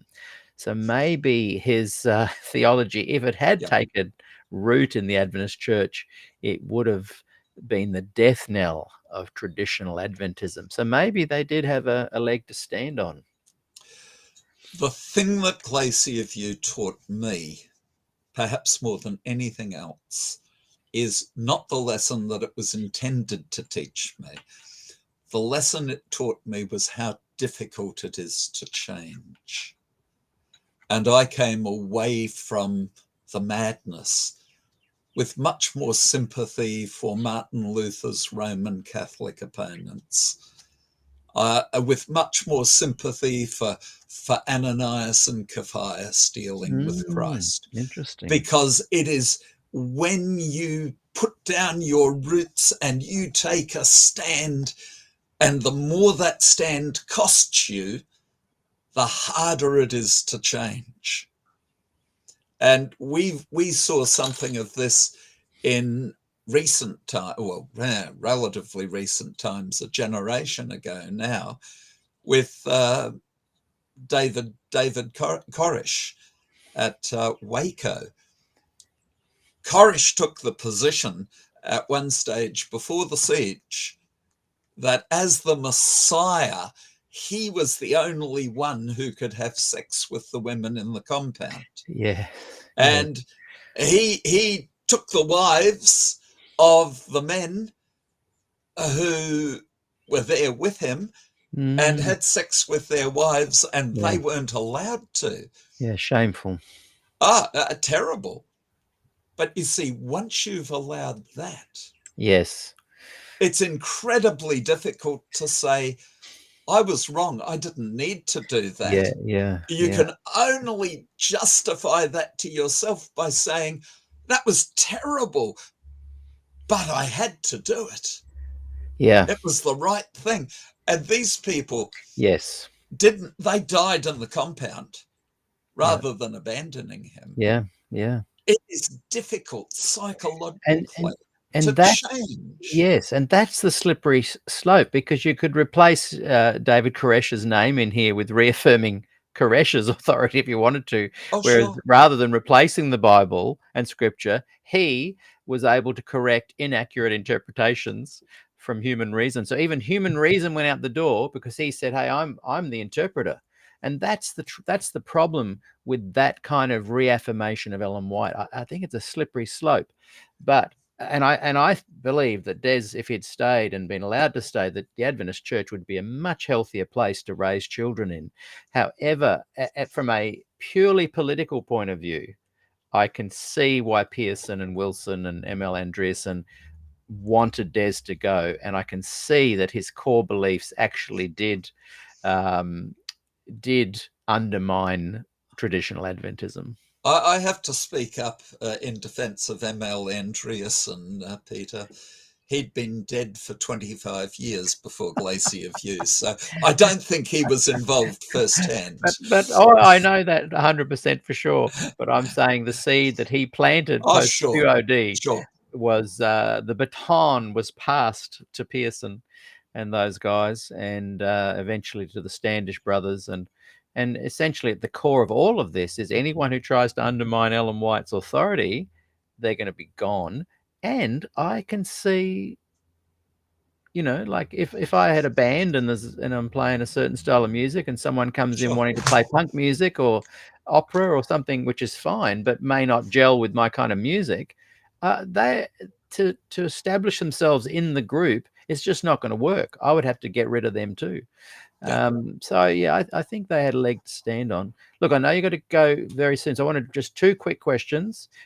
This one might be a bit involved, so give us the nutshell version. This is Nikki Carlton, and she's quite an expert on the covenants. She'll be coming up on the show soon. Just a quick plug. This is how I organise everything on SDAQ&A there, Dave. I used to use this, but watch this. Have to lean forward. I used to use a whiteboard. Yes. But I have to lean too far, so I just have my post-it notes right in front of me. Yes. So she will be coming up, I think, where is it? I've written it down. 27th USA time, 28 New South Wales time. And she'll be talking the whole program on the covenants. So she's really got a lot to say on that. And her question to you is just a few questions for Dr. Thiele, inspired by the first part of his talk. He mentioned that the moral standard or the church is the law. Is it still, or are we now under the new covenant? If so, those sealed by the Holy Spirit are saved instantly, known by God at his second coming, who is saved and who is not. So no fear of judgment. He mentioned the church needed Sabbath as needed to be unique. Does it really? Unique, special usually takes away from gospel, like JWs and Mormons. Best thing is to have theology that's affirmed by the majority of the world's theologians, wouldn't it? What are your thoughts? Affirmed by the majority of the world's theologians. That would be purgatory and saints and indulgences. The simple fact of the matter is that most Christians are Catholics. I'm going to hazard a guess that most theologians are Catholics. The majority doesn't have the numbers necessarily. There's nothing special about being in the majority when it comes to truth.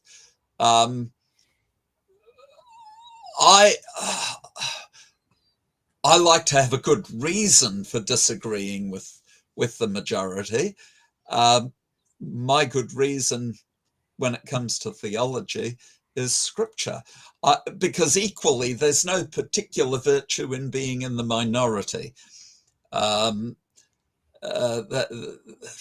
It's an irrelevancy in that regard. I am not sure exactly what Nikki is referring to in regard to some of the things that she's said there. I would say it's my conviction from scripture, and even though many Protestants would disagree with me, there are plenty of Protestants that would agree with me as well. But my conviction is that you can fall from grace. It is possible for a person having been born again still yet to be lost. to turn back. Just as it's possible for a person to be deeply in love and get married to the partner of their dreams, and yet some point in the future to find they're not in love and divorce that person and go back to being single. Now, for Calvin, this is not the case. For Calvin, the saints persevere, they're preserved, they're once saved, always saved, they're chosen before they act, and that's it. Well, I don't think Calvin's infallible any more than I think Ellen White's infallible, so I disagree with him. Again, is it the law or is it love? Why are those two things regarded as different? I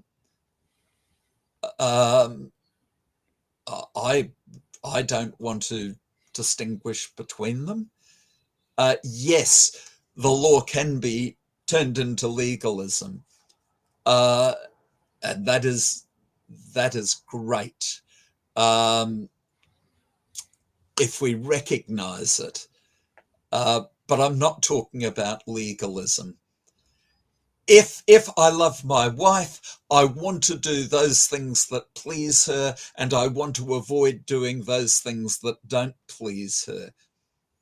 If those things happen to be codified, as they're not in fact, but if my wife says to me, please don't do that, that's very much like a commandment. Again, we're using metaphorical language. So, yeah, let me leave it there. Yeah. Nikki just clarified, I just think SDAs wanted to be different, i.e. unique, which means they may stick to where Ellen G. White was wrong because it keeps making them special and unique. Oh, look, I agree. I don't think there is anything special in being unique, if I can put it that way. Yeah.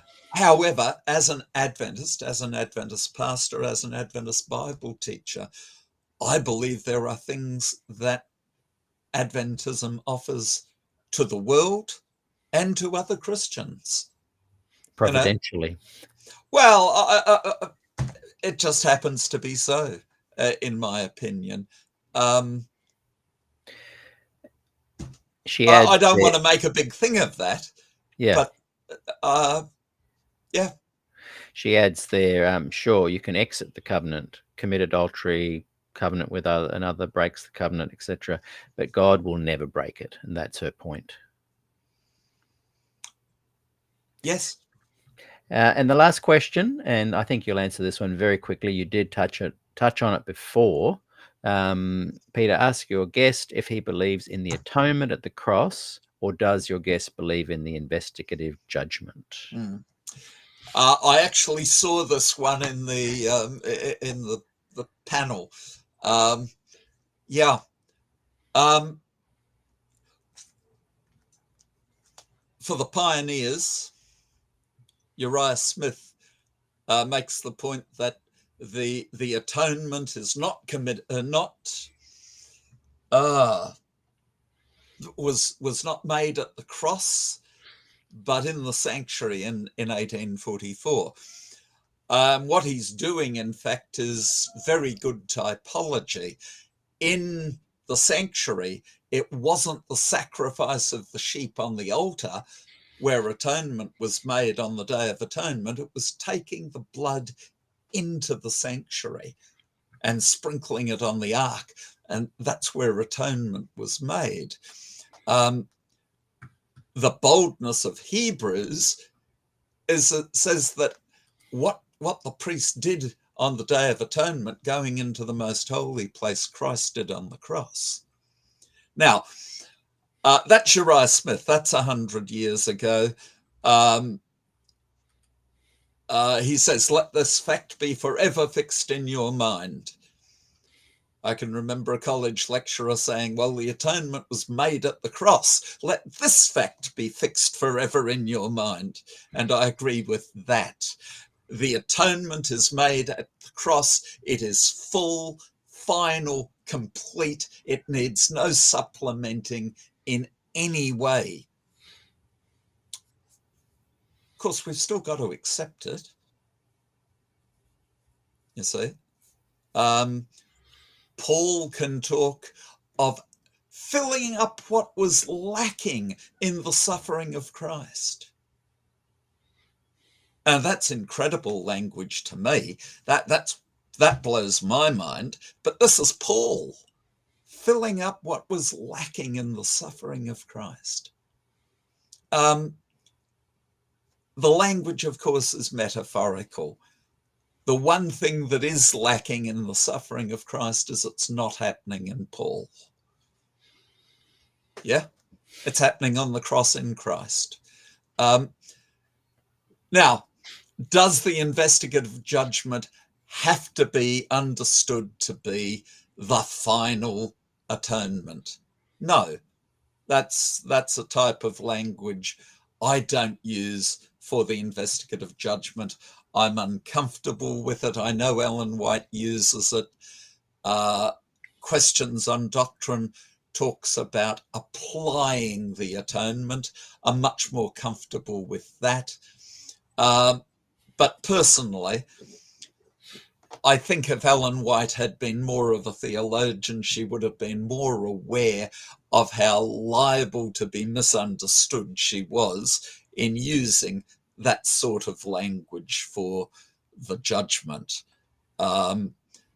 Because other Christians, Protestants and Catholic, hear the word atonement and they immediately think of the price paid for sin. And that's not what Ellen White means when she talks about the final atonement in heaven. But it's very difficult to avoid that misunderstanding once you use the word atonement, so I just don't use it. Is there a pre-Advent judgment that involves believers? My own understanding is yes. And I'm really saying no more here than that it is possible to fall from grace. If it is possible to fall from grace, then at some point, the name is rubbed out of the book of life. If a person can go from being lost, from being saved to being lost, then at some point the book is the name is removed from the book of life. Now, does this happen at the second coming? I much prefer to prefer the picture of being judged when Christ remains my intercessor. I am never worthy. I am never in a position where I can say to God, well, you've got to let me in. Look at me. All that I do is flawed. All that I do is tainted by sin. Even my victories over sin are tainted by my sinfulness. Because if I'm conscious of being victorious over sin, I'm immediately proud of how good I'm doing. And I have sinned in overcoming sin. The sin of conceit. Yes. So I have to be covered by the robe of Christ's righteousness. And again, we're talking in metaphorical language. This is what the priesthood of Christ is all about. And the priesthood of Christ is not an Adventist idea. It's right through the book of Hebrews. So if we're judged, if we're to pass the judgment, it has to be while Christ is our priest serving in the sanctuary. Again, we're using metaphorical language. And I know you've got to go. I think that in some ways, I'm not putting words into your mouth, you've been able to jettison some of these pillar doctrines, such as Angela just said, but is Jesus ever stopping his intercession? I don't think you think he ever does. I think he does at the second coming. In the seconds before he returns, though. Well, at the second coming. At the second he's coming, no yeah. longer priest. I'm just saying that he's come as king. That Ellen White teaches that otherwise.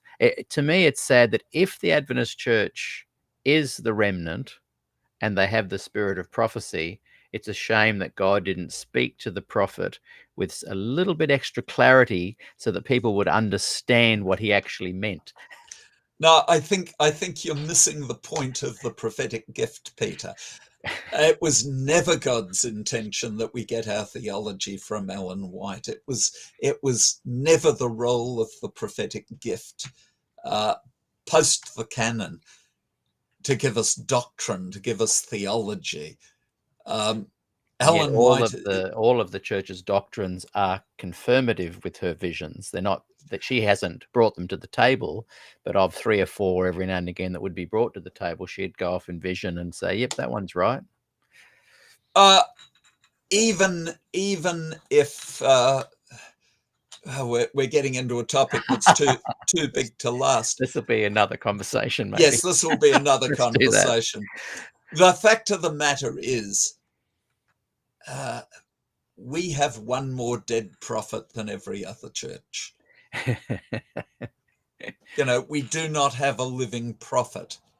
And even if you accept Ellen White's prophetic gift, and her day is different to our day. If she's making application of biblical truth to her day, answering the questions of her day, we've got a whole other question to ask as to whether they are relevant to our day.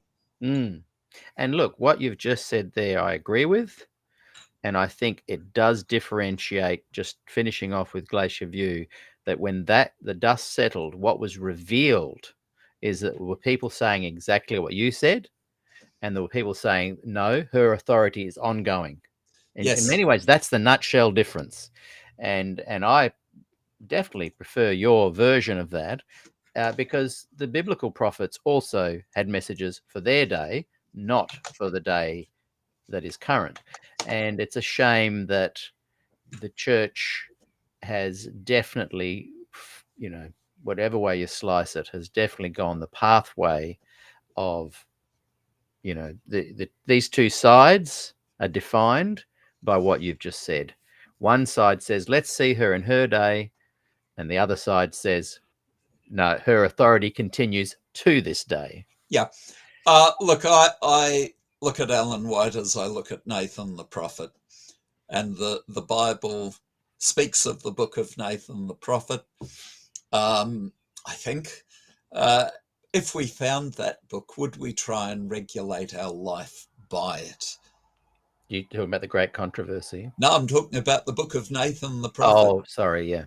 If we found that book, it would be nothing but an ancient historical artifact. Interesting, but not part of the canon and not something that we would look at today. This is why what you just said then, and look, we're going to let you go, but this is why Ryan Day lost his job, because he said just what you've said just then.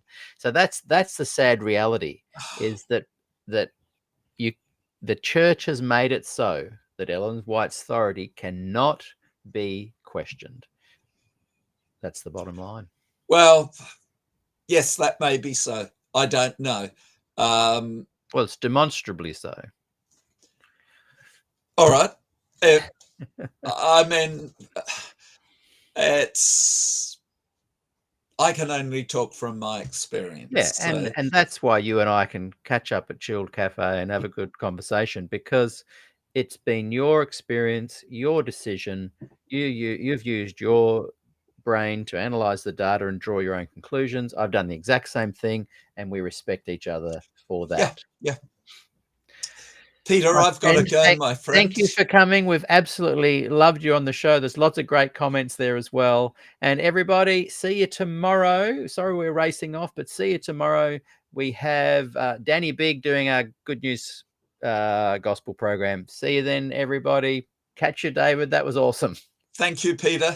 We'll see you next time. See you soon.